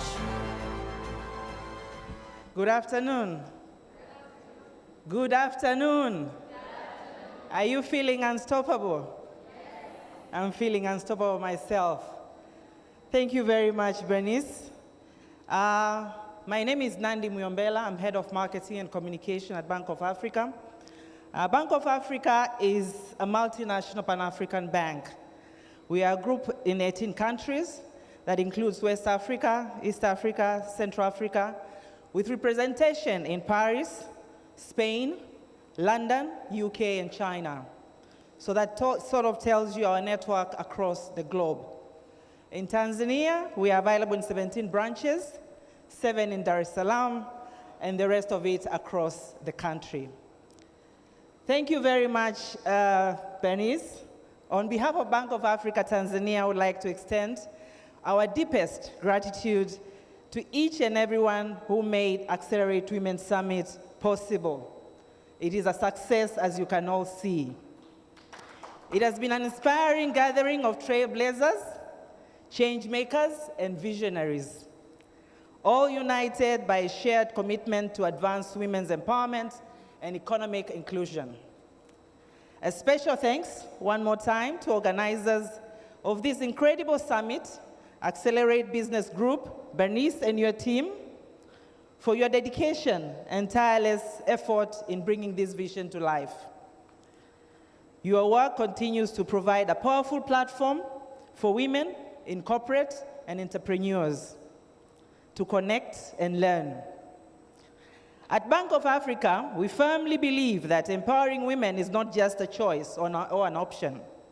It is a necessity for sustainable economic growth. Through this partnership, we reaffirm our commitment to support women-led businesses with financial support, solution, mentorship, and growth opportunities. We are not just a financial institution. We are a partner in your journey to success. To all phenomenal incorporate women and entrepreneur who participated today. Your ambition, resilience, and innovation inspires us all. We encourage you to take the insights gained, the connections you made, and opportunities presented to you here to push forward, break barriers, and build the future you envision. We extend our appreciation again to distinguished keynote speakers and all other guests, panelists, stakeholders, whose insights and contributions have enriched this summit. Your voices are shaping the landscape for women in corporate and in business, paving the way for an inclusive and thriving economy.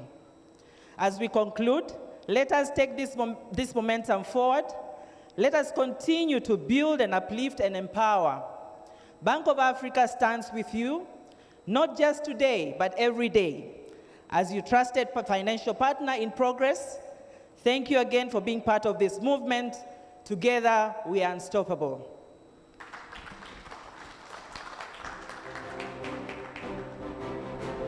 Thank you so much, Bank of Africa, for being our first-time sponsor, and we've really had the pleasure of working with you and to continue working with you. Yes, and bring our CEO, Esther Maruma, and any Bank of Africa representatives. You know, interestingly, Bank of Africa, we call ourselves Team Unstoppable. Where are the Team Unstoppable? Can you please come up very quickly? So this really resonates and aligns with what we do at Bank of Africa. Guys, that's the team, Team Unstoppable. When we're taking pictures, Bernice, can you guys move to the center so we can get the best pictures out of this experience? And I also want to announce, please take a picture, take your picture, post it, hashtag Unstoppable Woman, hashtag AWES 2025, if you want to be that winner of a Tanzanite. Make sure, we're about to announce the winner for the Tanzanite. Make sure that you've posted.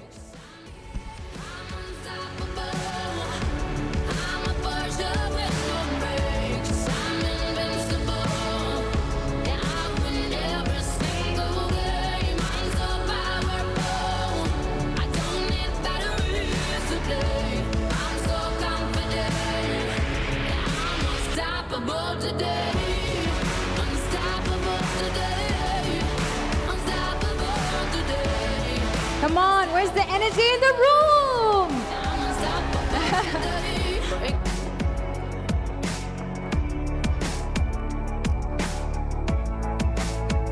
Okay, I'd like to invite our last speaking sponsor, the main sponsor, UTT Amis. UTT Amis, if you're in the room. I saw you outside. Okay. If not, we'll go to our next partner, our in-kind partner. Is UTT Amis in the room? Yes, Karibu Sana.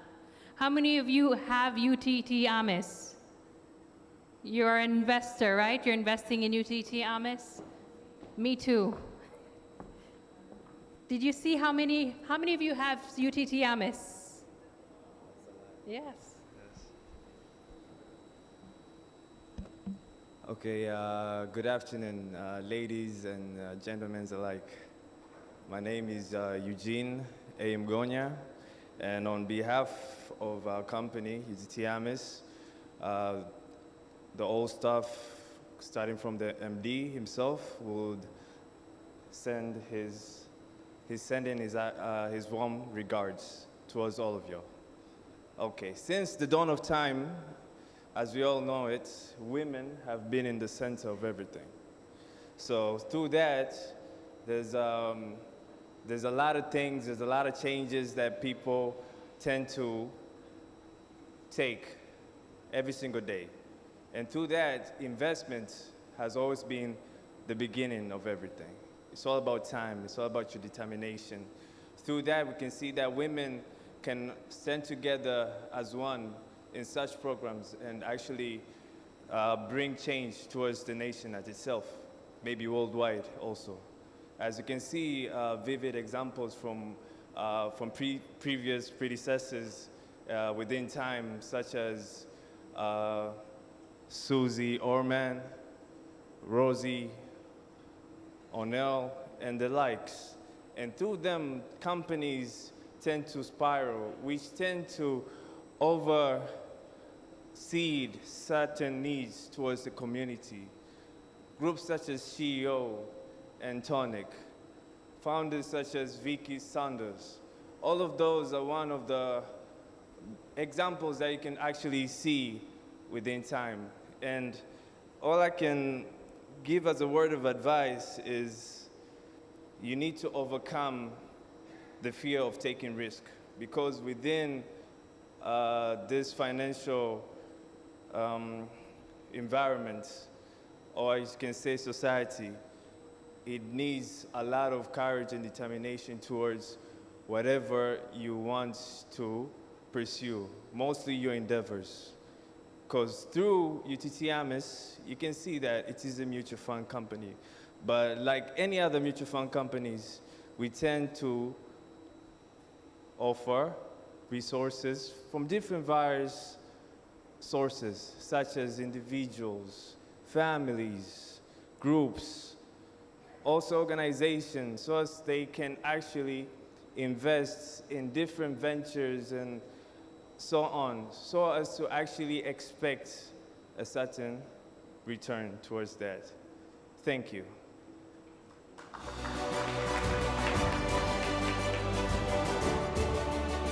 Thank you so much, UTT AMIS. Just take a photo here. Yes, and the colleagues as well. And they are opening accounts today, right? Right outside over here, you can go open your UTT AMIS account. Pretty easy and on the app.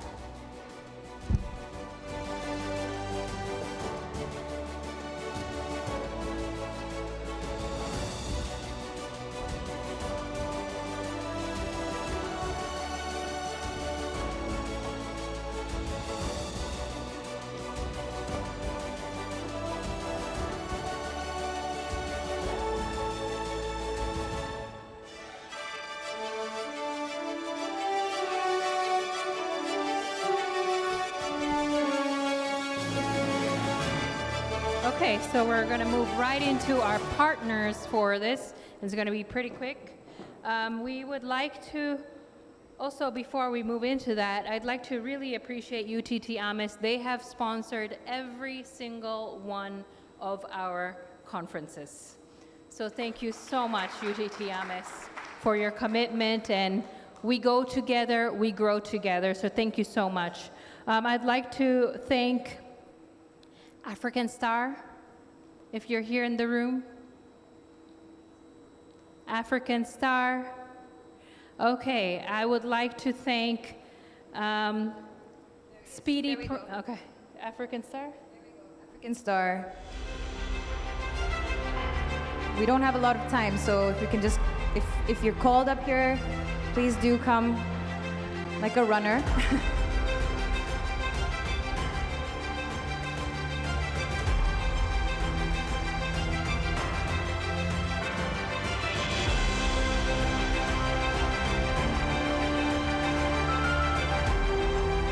Everyone is going home with hair from African Star, so please make sure you go to the gift table. Thank you so much, African Star, for also being with us every single year. I would also like to thank Nia Beauty. Nia Beauty, if you're in the room, for being also our beauty partner and sponsor since the beginning for every single engagement that we've had. And thank you for beautifying all the women. You're going home with beautiful makeup products, this time even more and better.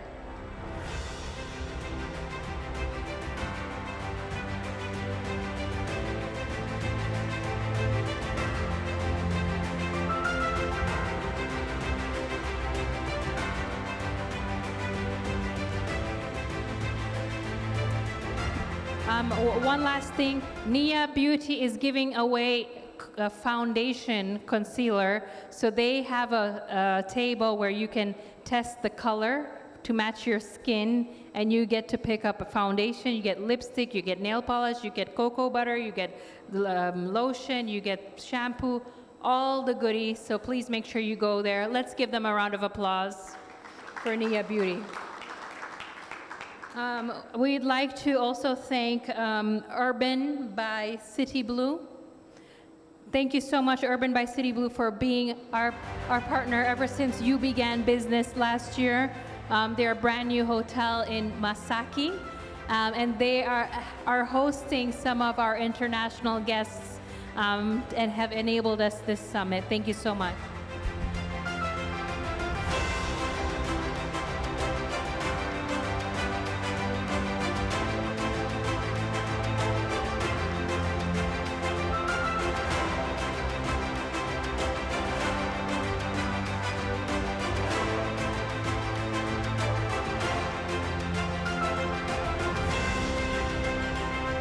I would like to welcome to the stage Express Rent-A-Car. Express Rent-A-Car, if you're in the room. Okay. They have provided their chauffeuring services for all of our international guests. I'd also like to thank CP Studios. CP Studios. They are one of our media partners and doing all the content coverage and the photos and videos and all the content that we'll be getting for this event.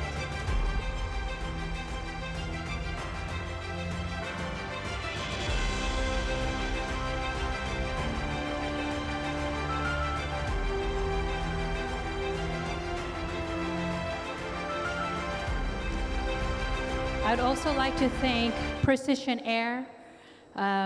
Precision Air for sponsoring an airline for our Kenyan comedian to come all the way from Nairobi to Dar es Salaam. Thank you so much, Precision Air.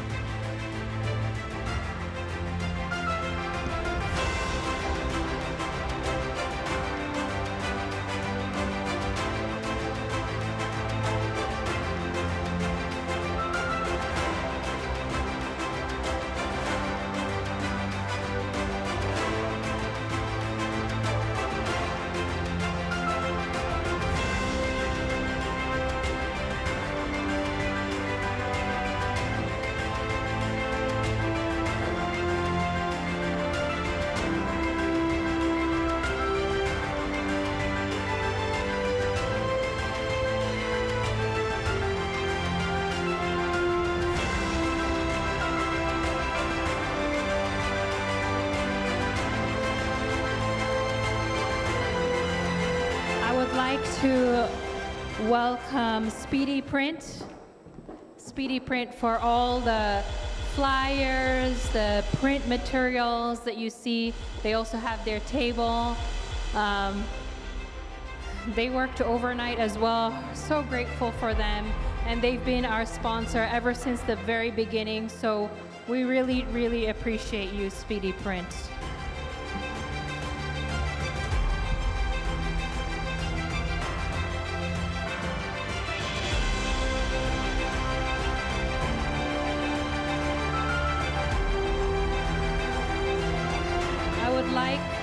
To welcome JC Decal to the stage. I hope I'm saying it correctly. They put up our conference on all the 6 digital billboards across Dar es Salaam.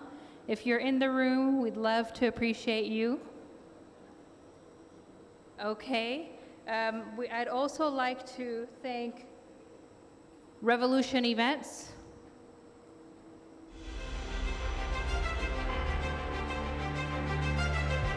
For being a partner with us and making the stage happen and be beautiful.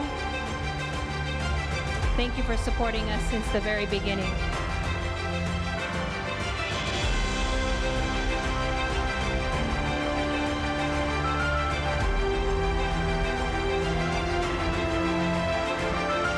I would like to also welcome UN Women for supporting the cause. If UN Women is in the room, I know Ms. Hodan, the country director, extended her apologies, but we'd like to thank UN Women if you're in the room. Okay. I would like to thank Johari Rotana. Johari Rotana. Okay. We'll give you your appreciation later for the beautiful venue and the brunch that we're going to have, and for accommodating and working with us again. I would like to thank In Focus Studios today for your coverage. They've put our conference live on our YouTube. And also for all the content creation from yesterday with all the interviews and the photos and everything. Thank you so much.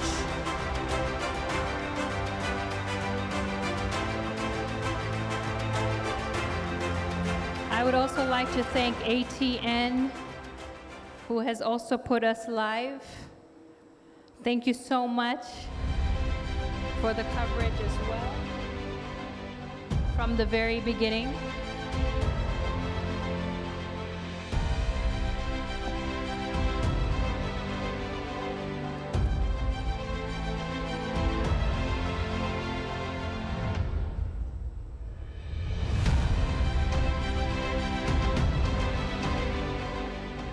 I would like to thank Gem Point, Tanzanite. How many of you are ready to win a Tanzanite?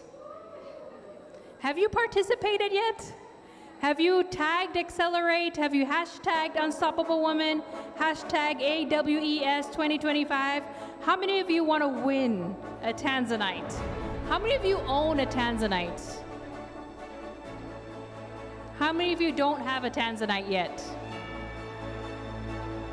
You don't have a Tanzanite. So I think we'll thank you for this, but we want to do something. Joel.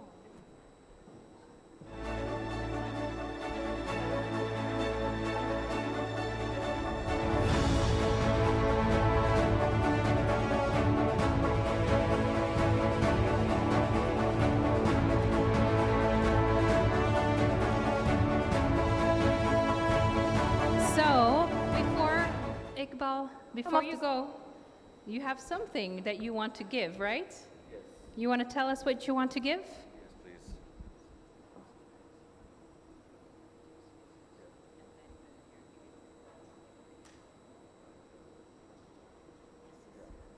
please. Good afternoon, everyone. We have a special gift for the speakers today, the international speakers. And next time, definitely. But we have a coupon of 50% off on all gemstone jewelry for each and every one of you. Yes. So you can redeem your coupon, visit any of our GemPoint branch, and get 50% off. Then we have auction. Then we also have an auction for a beautiful Tanzanite jewelry. So please bid with open heart. Thank you very much. So thank you so much, Iqbal, for being a sponsor. When he came up on stage, I'm like, this is my first time meeting you. I'm just meeting him right now, so we've been doing business just over the phone. So I appreciate the trust. And I've also been a customer of GemPoint. So you would like to give the gift, hand over the gift to our international ladies? Yes, okay, you said next time for our local ladies, right? Next time. Well, they'll get a 50% coupon, so make sure in the Accelerate bags there is a 50% coupon from the Gem Point for 2 months off. Okay. So I'd like to welcome Chinwe Esimai, all the way from America, first time to Tanzania. And we thought it would be a beautiful thing to get a beautiful Tanzanite. It's a nice welcome from Tanzania. You just landed in Tanzania and you're getting a Tanzanite. Thank you. I really appreciate it. And I love gems, so this is phenomenal. It's perfect. Thank you. Thank you so much. We need to show our international guests that Tanzania is beautiful, and we have the most unique blue diamond that is rare, that can only be found in Tanzania. So I'd like to welcome Charlene Ruto.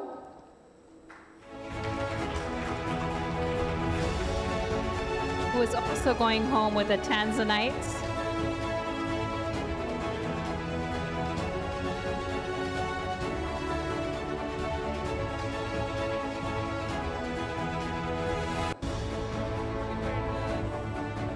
Wow, I wasn't expecting this. Thank you so much. I've never owned a Tanzanite in my life, so I'm so excited that it's coming from the Unstoppable Women Summit. Thank you so much. I've been asked to open it, and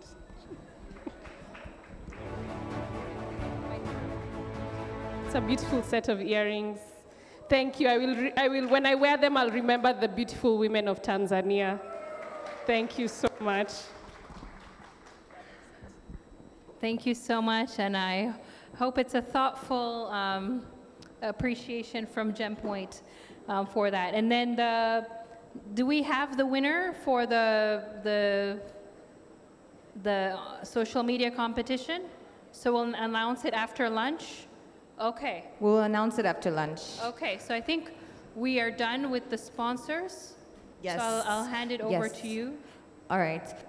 So really quickly, for those who have received gifts and certificates.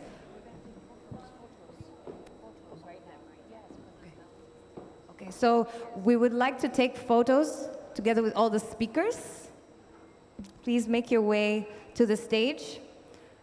DJ, we need some unstoppable energy. Come on, let's go. I know we're all a little quenched up with the first session, but we're about to break off for lunch. Oh, and really quickly, for those who received the gifts and certificates, you will be heading to the VIP room for lunch.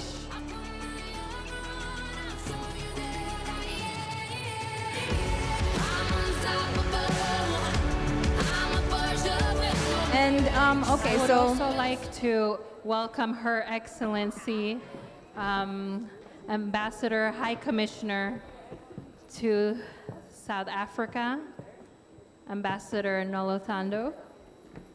Thank you so much for being here and honoring us with your presence. She has also been a guest, special keynote guest for our former Accelerate Women conference. Are all the speakers here? Okay, that's okay.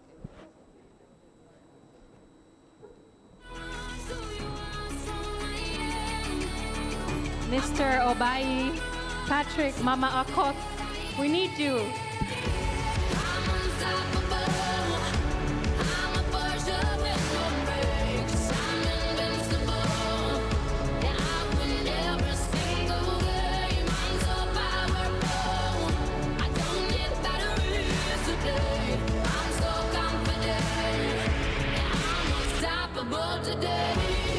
I would also like one representative from each of our sponsors to come along. I know it's a lot, but just so you get a picture with us.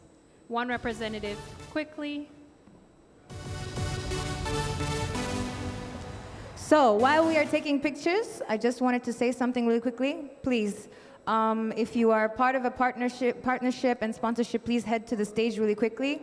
But if you are a guest and you have filled up your registration form, please do submit it on the front desk. to receive your gift package. All right? Shall I repeat that again? For those who have filled up their registration form, please submit it to the front desk so that you can receive your gift package with all the goodies in there.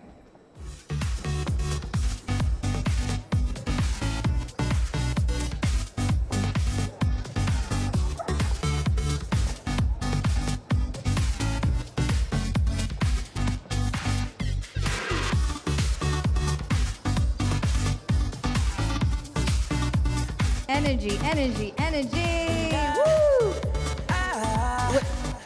This brings us to the close of our first part and first session in the morning. We're gonna break off and head for lunch and then come right back here.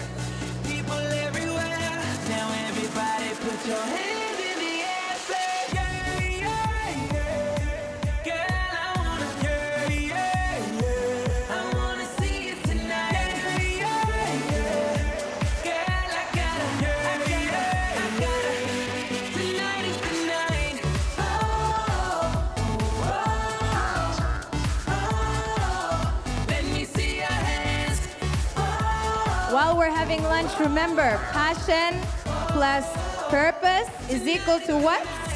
Success. Passion plus purpose is equal to success.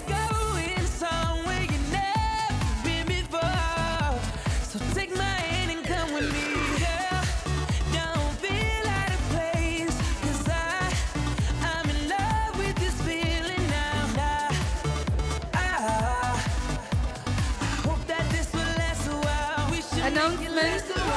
You need to collect a coupon at the registration desk, and that's the coupon you will use to get your brunch. Please go to the registration desk to get your coupon. Thank you.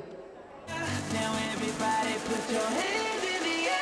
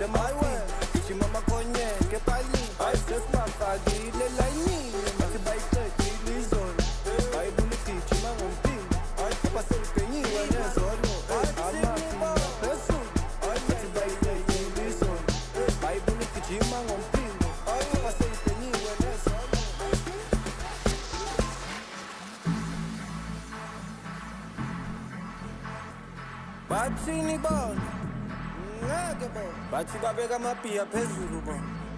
Hoy. Osambe wena.